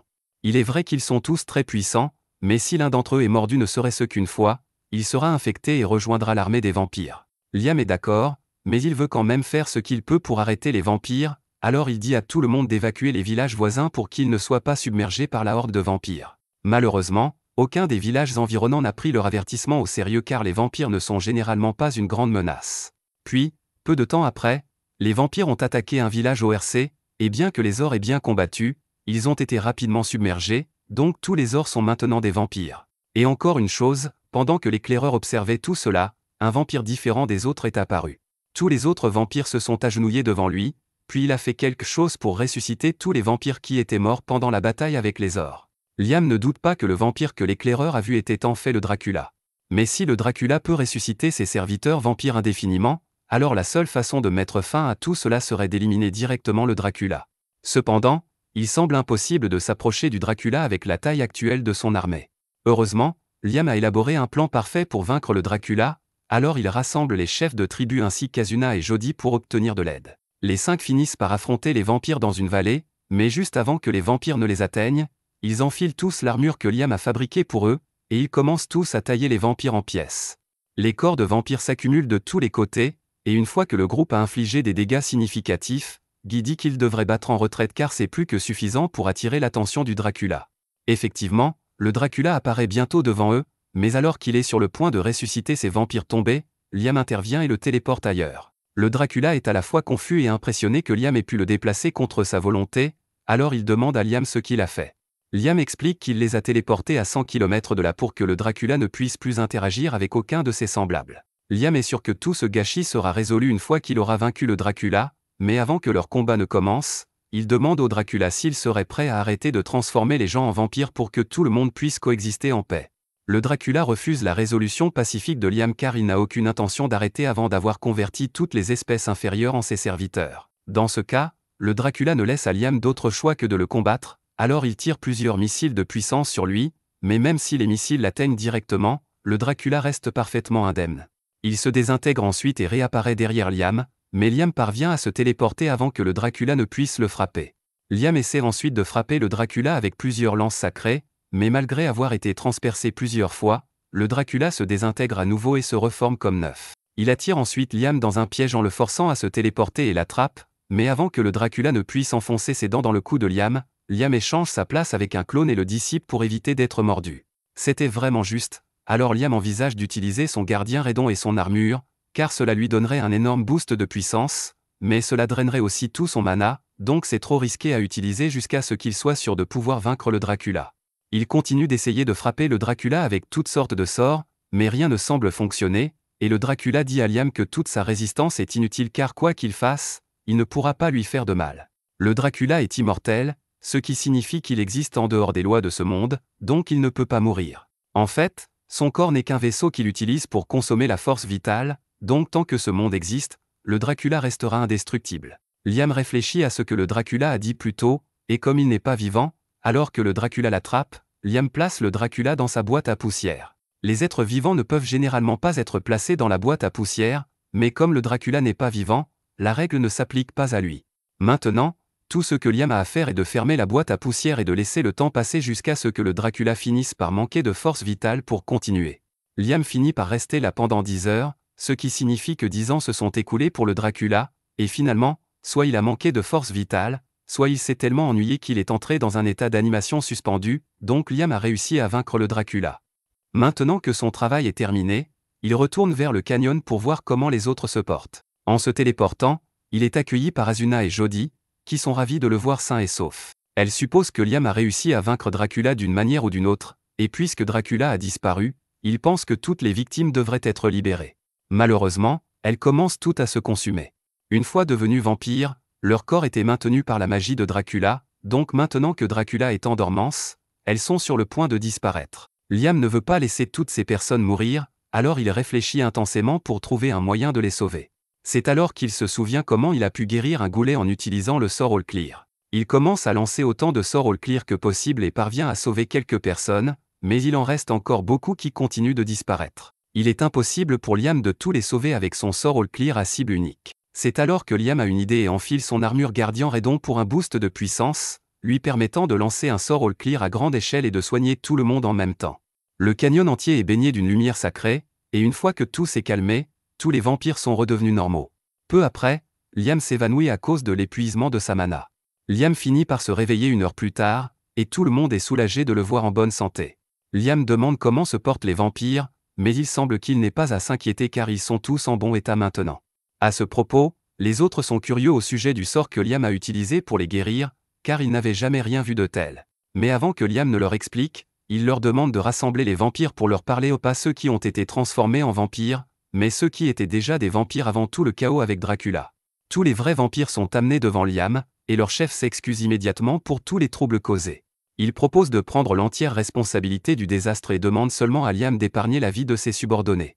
Mais Liam lui dit de ne pas s'inquiéter, car il n'a pas l'intention de les tenir pour responsables. Le véritable responsable était Dracula, de toute façon. À la place, il leur offre un choix, rejoindre son village et retrouver la capacité de marcher sous la lumière du jour. Maintenant que Dracula a été vaincu, les vampires normaux ont dû perdre leur capacité à survivre au soleil, donc au lever du jour, ils seront soit réduits en cendres, soit contraints de retourner à leur vie obscure. Les vampires hésitent à accepter de devenir les serviteurs de Liam après ce qui s'est passé avec Dracula, mais Liam les assure qu'il n'est pas un méchant.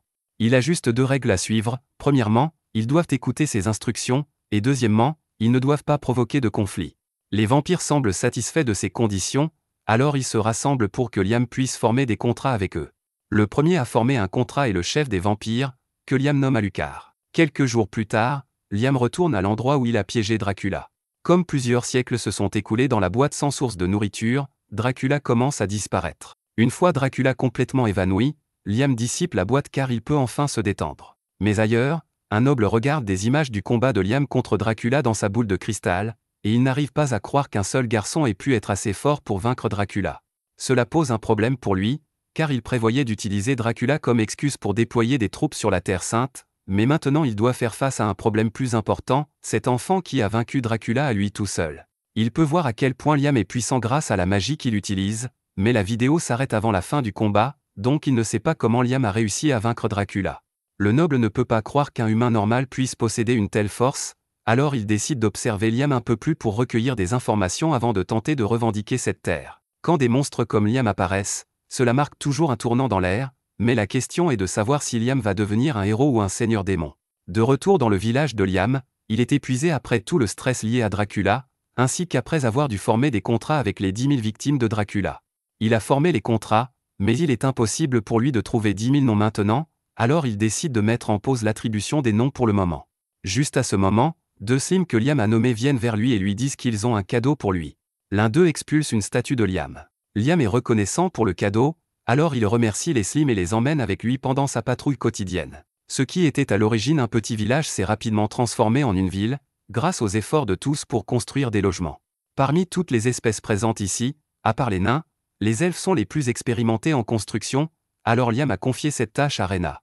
Pendant ce temps, Guy et les autres trolls sont chargés de patrouiller la terre promise pour détecter les menaces, et Chris et les autres loups sont chargés de chasser pour la nourriture. Chacun a ses responsabilités, et tous font de leur mieux pour les remplir, donc tout se passe bien.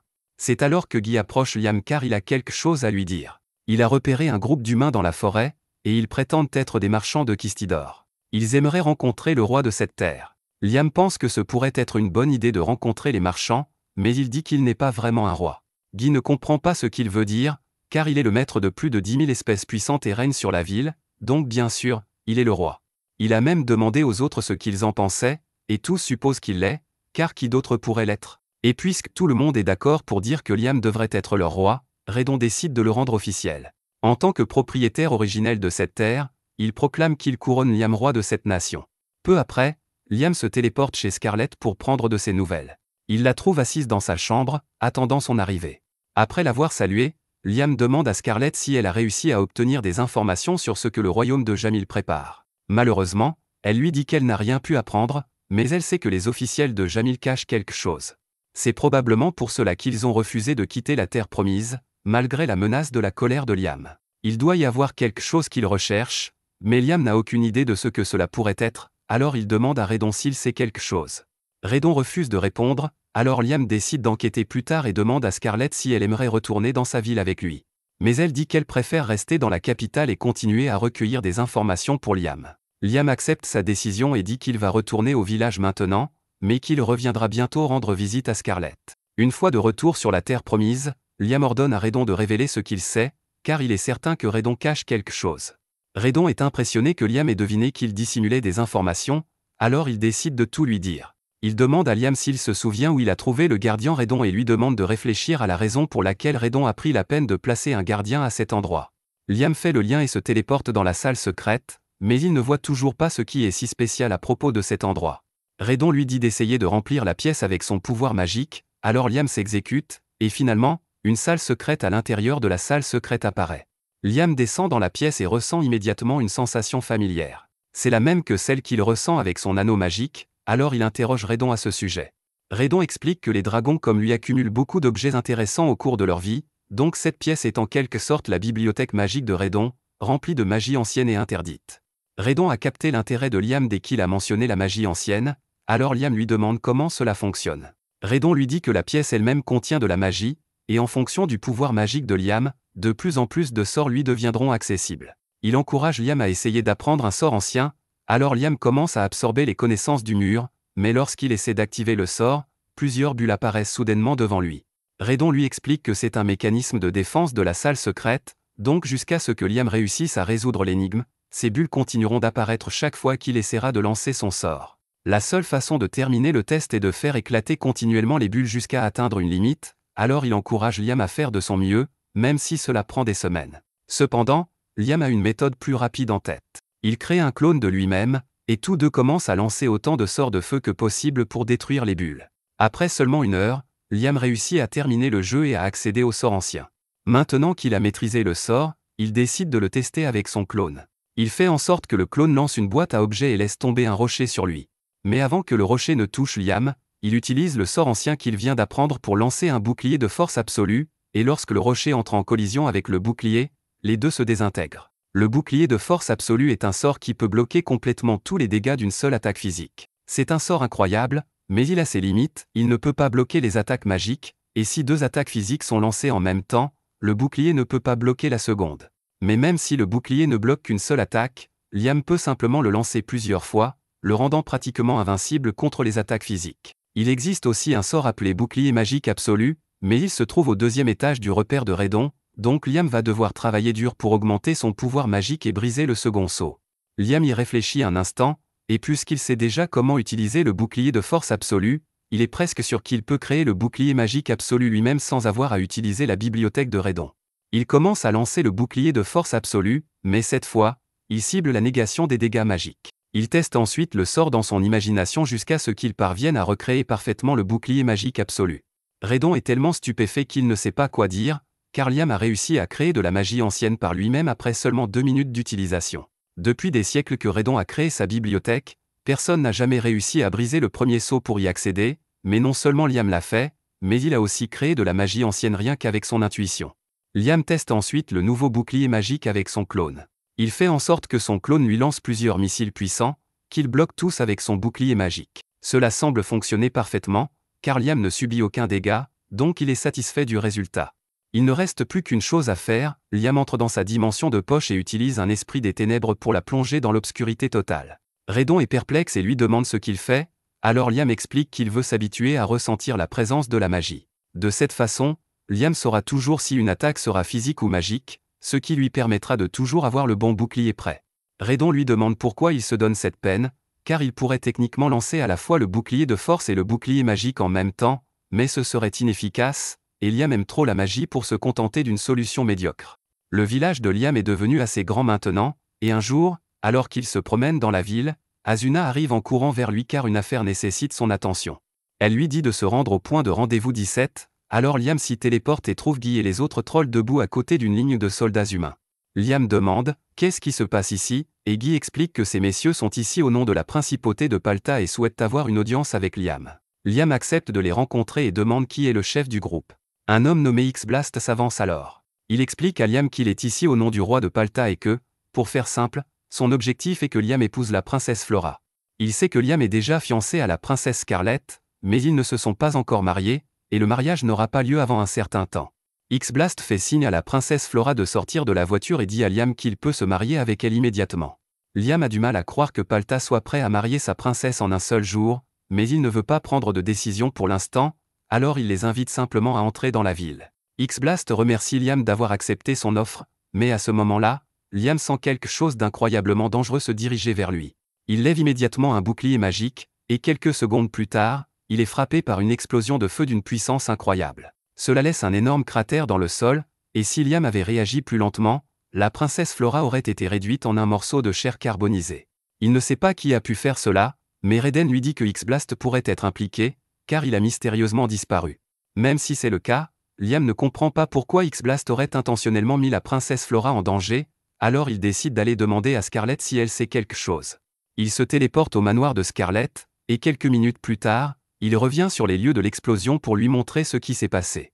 Il lui explique qu'un homme nommé X-Blast, de la principauté de Palta, était là pour le convaincre d'épouser la princesse Flora, mais au moment où Liam a accepté de la rencontrer, un énorme élémentaire de feu est apparu à côté de Flora et l'a presque réduite en cendres. Scarlet est un peu confuse car elle n'a jamais entendu parler d'une noble nommée Flora, mais elle connaît X-Blast et sait qu'il est plutôt louche.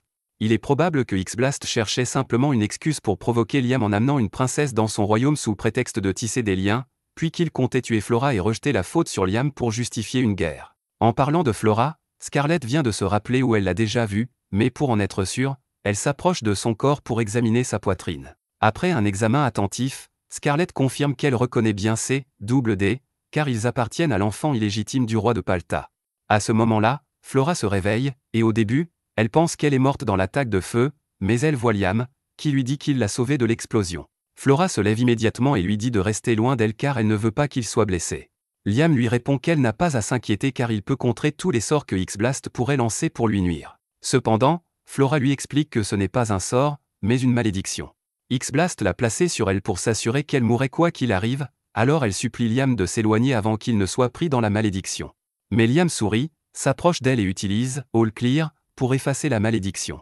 Flora ne peut pas croire que la malédiction a vraiment disparu, car X-Blast lui avait dit qu'il était impossible de l'enlever, mais Scarlet la rassure en disant qu'aucune malédiction ne résiste au pouvoir de Liam. Flora est soulagée de ne pas devoir mourir, mais Liam est curieux et lui demande de quel type de malédiction il s'agissait. Flora lui explique que la malédiction devait la transformer en un monstre obéissant aux ordres de X-Blast, et d'après ce qu'elle dit, Raiden pense que X-Blast a dû utiliser du liquide de Ghoul. Flora remarque que Liam parle tout seul et lui demande ce qu'il se passe, et Scarlet lui explique qu'il parle au dieu dragon en lui. Raiden dit à Liam que le liquide de Ghoul est un objet maudit dont les effets sont similaires à ceux des Dracula, ce qui signifie que la principauté de Palta est probablement aussi derrière la récente apparition des Dracula. Flora demande à Liam ce qu'il compte faire d'elle maintenant, et comme Liam ne peut pas lui dire de retourner à Palta après qu'ils ont tenté de la tuer pour déclencher une guerre, il lui propose de rester ici. Liam lui promet de garantir sa sécurité, et Flora est très heureuse de l'entendre, mais pour l'instant, il y a des questions plus urgentes à régler, comme le fait que Palta ait osé monter un tel coup contre lui. Scarlet pense qu'ils doivent démontrer leur puissance pour que les autres royaumes comprennent qu'il ne faut pas jouer avec le royaume de Liam. Alors Liam demande s'il doit bombarder Palta ou quelque chose du genre, mais Scarlet pense plutôt à une démonstration de puissance impliquant la nation dans son ensemble. D'abord, Liam devrait créer une monnaie, car c'est un indicateur important de la puissance d'un pays. De préférence, il devrait créer des pièces avec des motifs distinctifs qui ne peuvent pas être facilement reproduits, comme celle du royaume de Jamil. Liam comprend l'idée et invoque quelques esprits pour l'aider à fondre et à façonner les pièces.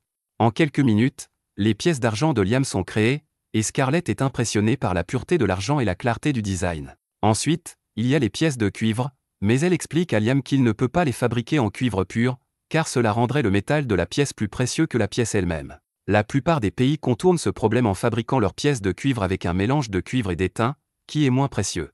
Mais plus le pourcentage de cuivre est faible, plus il est difficile d'imprimer des détails fins sur les pièces, donc les pièces de cuivre contiennent généralement 65% de cuivre. Liam comprend et décide d'essayer, entamant le processus de fabrication des pièces de cuivre. Non seulement ces pièces ont des détails parfaits, mais elles ne contiennent que 50% de cuivre, ce qui prouve encore une fois l'expertise artisanale de Liam. Comme Liam a produit un bon nombre de ces pièces, Asuna et Jody en prennent quelques-unes pour les montrer au père d'Asuna, qui est marchand, afin qu'il les inspecte. Après examen, il est totalement stupéfait par la qualité de ces pièces. Selon lui, les pièces de Liam vaudront 5 fois plus que celles de Jamil. Je ne suis pas sûr que ce soit ainsi que fonctionne la monnaie, mais Asuna et Jody sont ravis de l'entendre, et tous ces gens semblent heureux, même s'ils ne font pas partie de la nation de Liam. De retour dans les terres promises, Liam est occupé à produire en masse ses pièces lorsqu'il apprend que les gens considèrent sa nation comme dangereuse car elle est située dans le soi-disant pays des monstres. C'est si grave qu'ils ont envoyé des aventuriers de haut niveau juste pour livrer du courrier à Liam. Scarlett vient voir ce que Liam fait, alors il lui montre la lettre, et elle est plutôt exaspérante. La lettre vient d'Albrecht, et il ordonne à Liam de venir le voir immédiatement sur un ton condescendant. Scarlett lui dit qu'il n'a pas à répondre à Albrecht. Après tout, il n'est même pas le chef de la famille Hamilton. Si c'était son père qui faisait la demande, cela mériterait une réponse, mais il n'y a aucune raison de céder aux exigences d'Albrecht après tout ce qu'il a fait. Cela dit, Liam reste proche de Bruno, alors quand Bruno demande à visiter sa nation, il accepte de le laisser venir, et contrairement à Albrecht, Bruno est bien plus agréable. Il est impressionné par tout ce que son petit frère a accompli, mais ils ont des affaires à discuter, alors il demande à Liam s'il y a un endroit calme où ils peuvent parler en privé. Une fois assis, Bruno va droit au but et demande à Liam l'autorisation de faire du commerce dans le royaume. Il promet de respecter toutes les lois et de payer les taxes selon les règles de cette nation, mais Liam a du mal à digérer tout cela, alors il demande à Bruno de tout expliquer depuis le début.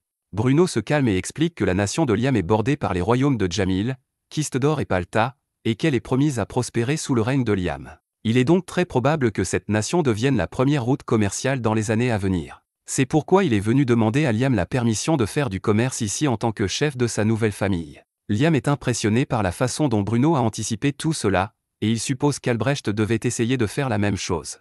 Mais comparé au comportement arrogant d'Albrecht, Bruno a été bien plus humble et a même incliné la tête devant son jeune frère. Pour cette raison, Liam veut accéder à la demande de Bruno, mais il demande à Scarlett ce qu'elle en pense. Scarlett lui dit que c'est bien d'accéder à la demande de Bruno, mais qu'il y a deux choses à faire en même temps. Il doit traiter Bruno extrêmement bien en termes de taxes et d'établissement d'une base d'opération dans le royaume, et en même temps, il doit traiter Albrecht et le reste de la famille Hamilton froidement pour leurs demandes impolies.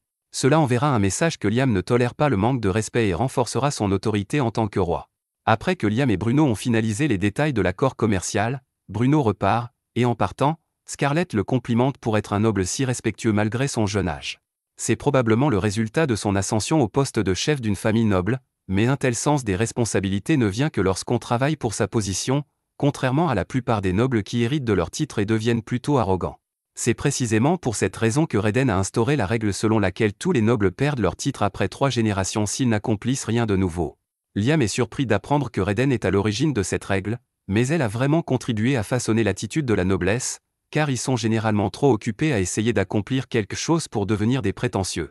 Reden dit aussi à Liam qu'il devient un bon roi, car lorsqu'il n'est pas sûr de quelque chose, il demande conseil à Scarlett. C'est un signe de sagesse de reconnaître qu'on a parfois besoin d'aide, et Scarlett est une excellente conseillère car elle est très compétente. Cependant, les démonstrations subtiles de puissance qu'ils ont faites jusqu'à présent ne fonctionnent que si les autres nations sont raisonnablement intelligentes. Par exemple, si un roi d'une nation était comme Albrecht, aucun avertissement ne l'empêcherait d'envahir, donc Liam doit se préparer à cela. Cela signifie que Liam va devoir travailler dur pour renforcer sa magie de combat, mais Reden lui explique qu'il y a un défaut majeur dans la magie, elle peut être supprimée. Pour compenser ce défaut, Liam doit être capable de se renforcer avec sa propre puissance magique, et pour une fois, Reden décide de démontrer en personne. Elle sort du corps de Liam, et il s'avère que Reden est en fait une fille parce que pourquoi pas? Liam est tout aussi surpris d'apprendre que Reden est une fille, mais ce n'est pas le plus important maintenant. Reden montre alors la technique dont elle a parlé plus tôt, en faisant circuler la magie dans le corps sans lancer de sort, on peut considérablement augmenter sa force physique. Liam essaie aussi et réussit du premier coup, sautant haut dans les airs, mais il manque rapidement d'énergie et retombe au sol. Liam est déçu de ne pas avoir réussi à faire la même chose que Reden, mais Reden est honnêtement surprise qu'il ait réussi à utiliser la technique. C'est presque agaçant à quel point Liam apprend vite, car cela ne laisse pas à Reden l'occasion de vraiment lui enseigner quoi que ce soit. Quoi qu'il en soit, puisqu'il sait déjà utiliser la technique, elle lui explique qu'il doit apprendre à limiter la puissance de sortie de sa magie, sinon il va épuiser son énergie trop rapidement. Elle lui montre quelques exercices d'entraînement, et finalement, Liam parvient à limiter la puissance de sortie de sa magie à 10% et 20%, mais il doit encore apprendre à contrôler la puissance dans chaque membre, donc cela va demander beaucoup plus de travail de sa part, et il est vraiment enthousiaste à ce sujet. Reden est surprise que Liam soit si enthousiaste, car elle était sûre qu'il trouverait l'entraînement physique ennuyeux, mais Liam lui explique qu'apprendre à limiter sa puissance de sortie l'aidera aussi dans ses incantations, car cela lui permet de lancer bien plus de sorts que d'habitude. Il est possible que Liam doive un jour affronter quelqu'un capable d'utiliser un bouclier magique absolu, donc il doit améliorer sa capacité à lancer plusieurs sorts à la fois. Il y a aussi une chance que quelqu'un puisse renvoyer sa magie contre lui, Donc il doit s'entraîner à tirer entre les sorts. Raiden est impressionné que Liam ait pensé si loin, mais aussi un peu frustré car elle comptait lui enseigner cela plus tard. Raiden continue son entraînement de perception magique, et une fois qu'il est capable de contrôler le flux de magie dans son corps, elle dit qu'il est temps de passer à la partie suivante de leur leçon. Elle entre brièvement dans le corps de Liam et en ressort avec une corde de lumière. Au début, Liam est perplexe car il ne sait pas ce qu'il est censé faire avec cette corde, alors Raiden décide de lui expliquer son fonctionnement. Elle lui dit d'abord d'essayer de tirer la corde avec sa force physique, mais peu importe ses efforts, la corde ne bouge pas. Elle lui dit ensuite d'essayer d'utiliser sa puissance magique pour tirer la corde, et alors qu'il le fait, la corde finit par bouger. Il s'agit d'une corde spéciale qui ne peut être déplacée qu'avec de la magie, et Raiden propose à Liam de jouer à un petit jeu de tir à la corde avec elle. Elle va tirer sur la corde avec sa puissance magique, et elle veut que Liam essaie de rivaliser avec elle en utilisant une force équivalente. Cela demande beaucoup de concentration à Liam, mais il parvient à égaler les niveaux de magie de Raiden, peu importe combien de fois elle les change. Comme Liam a compris comment percevoir la puissance magique de Raiden à travers la corde, elle décide d'augmenter la difficulté et ne diffuse désormais sa magie que dans l'air. Il est beaucoup plus difficile pour Liam de suivre son mana de cette manière, mais il parvient tout de même à rester concentré. Avec sa concentration affinée, Raiden lui annonce qu'il est temps pour son test final. Elle lui demande d'essayer de lancer autant de sorts simultanés que possible. Liam s'exécute, s'attendant à en lancer 19 au maximum, mais à sa grande surprise, il dépasse largement ce nombre et en lance 29 dans sa forme de base. Liam ne comprend pas comment il a pu progresser autant en si peu de temps alors que sa magie n'est pas devenue plus puissante. Raiden lui explique alors qu'il utilise simplement sa magie de manière plus efficace, ce qui lui a permis d'augmenter considérablement sa production. Comme le royaume de Liam a beaucoup grandi, il organise régulièrement des réunions avec tout le monde pour s'assurer que tout se passe bien. La construction de la ville est presque terminée, et ils ont commencé à travailler sur un palais pour Liam. Il n'y a pas de problème majeur à régler, mais ils sont un peu inquiets que leur seule source de sel et d'eau soit Liam. Liam obtient généralement le sel en le séparant de l'eau de mer grâce à sa boîte à objets, et cela ne le dérange pas car ce n'est pas très compliqué, mais idéalement, les citoyens devraient pouvoir obtenir du sel sans que Liam doive le produire lui-même. Liam comprend et dit qu'il réfléchira à une autre façon pour eux d'obtenir du sel. Cependant, il semble que Scarlett ait déjà une idée en tête.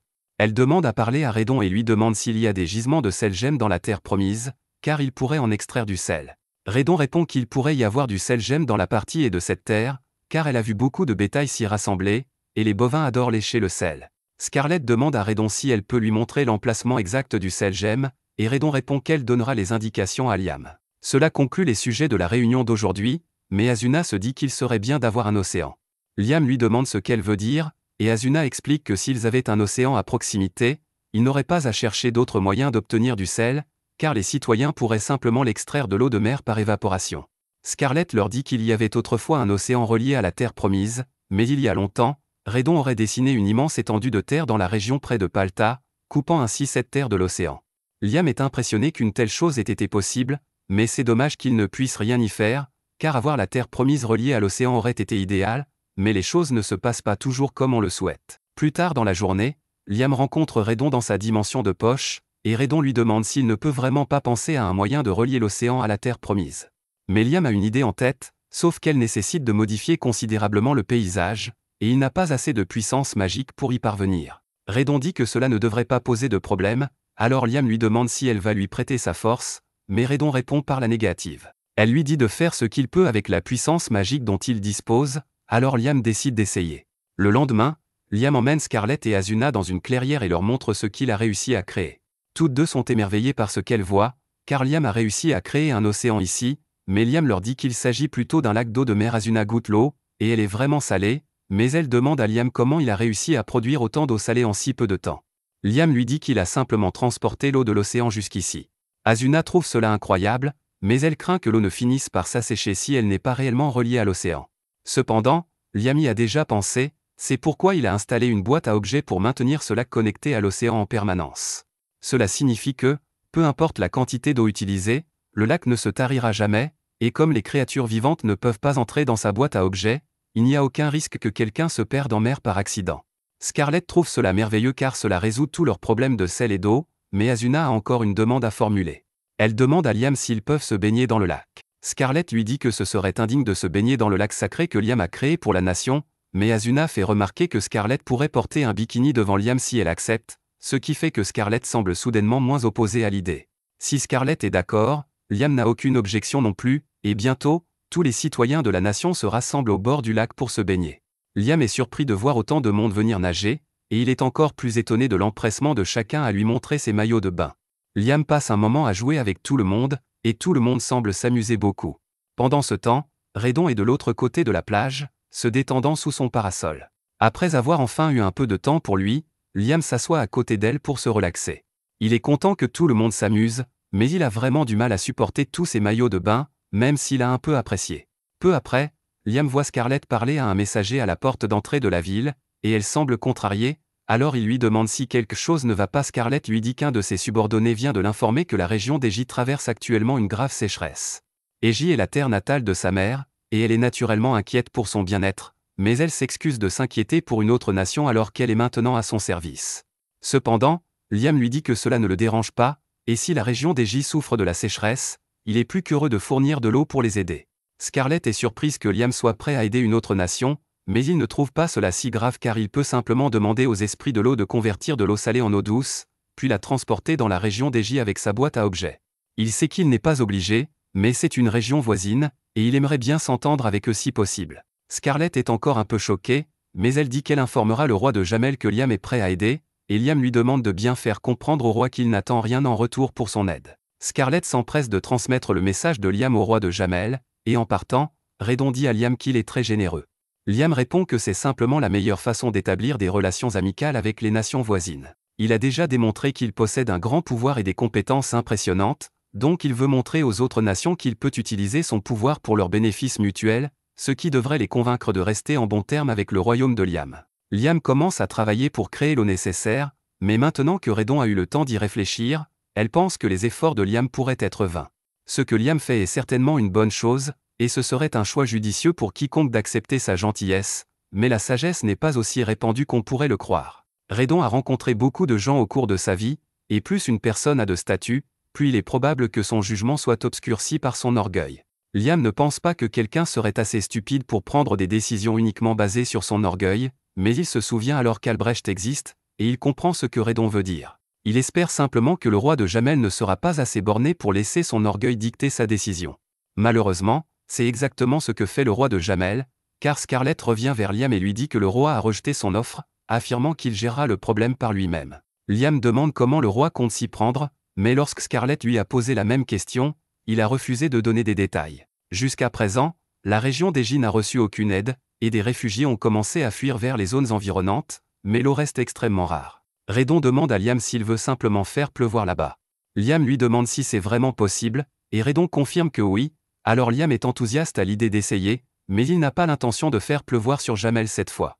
Cela n'aurait aucun sens de forcer son aide alors que le roi a déjà refusé son soutien, mais Liam ne veut pas laisser les habitants d'Égie souffrir, alors il élabore un autre plan. Il rencontre ensuite Bruno, et comme Bruno est un noble du royaume de Jamel, Liam lui demande si les nobles apportent parfois une aide en cas de catastrophe aux régions en difficulté.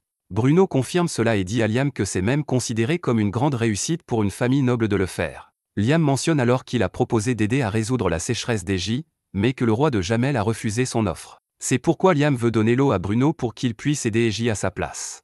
Ainsi, les habitants d'Égie recevront l'aide dont ils ont besoin, et le statut de Bruno augmentera car il sera officiellement celui qui fournira l'aide. Liam sort ensuite un baril d'eau et dit à Bruno qu'il peut téléporter le reste dans les zones où c'est nécessaire, et Bruno n'aura plus qu'à les distribuer. Bruno remercie Liam pour l'offre et dit qu'il s'assurera que les gens reçoivent l'eau, mais comme il achète l'eau à Liam, il aura besoin de quelques jours pour réunir suffisamment d'argent pour le payer. Cependant, Liam lui dit qu'il ne veut que 10 pièces d'argent par baril. C'est beaucoup moins cher que ce que Bruno attendait, mais Liam ne compte lui facturer que le coût moyen de la main-d'œuvre pour préparer les barils. Cela n'a pas demandé beaucoup d'efforts à Liam de créer ces barils d'eau, donc il ne se soucie pas de l'argent, et si le roi finit par interroger Bruno sur l'eau, il pourra expliquer que sa source a gentiment seulement facturé la main-d'œuvre. Après la réunion de Liam avec Bruno, Liam est approché par quelques officiels de Jamel. Ils disent qu'ils sont là pour faciliter le mariage entre Liam et Scarlett, mais ils sont en réalité là pour s'assurer que Liam n'aide pas Égie d'aucune manière. C'est incroyable à quel point le roi est prêt à aller loin pour protéger son orgueil, mais cela va poser des problèmes à Liam car il n'est jamais allé à Égie auparavant.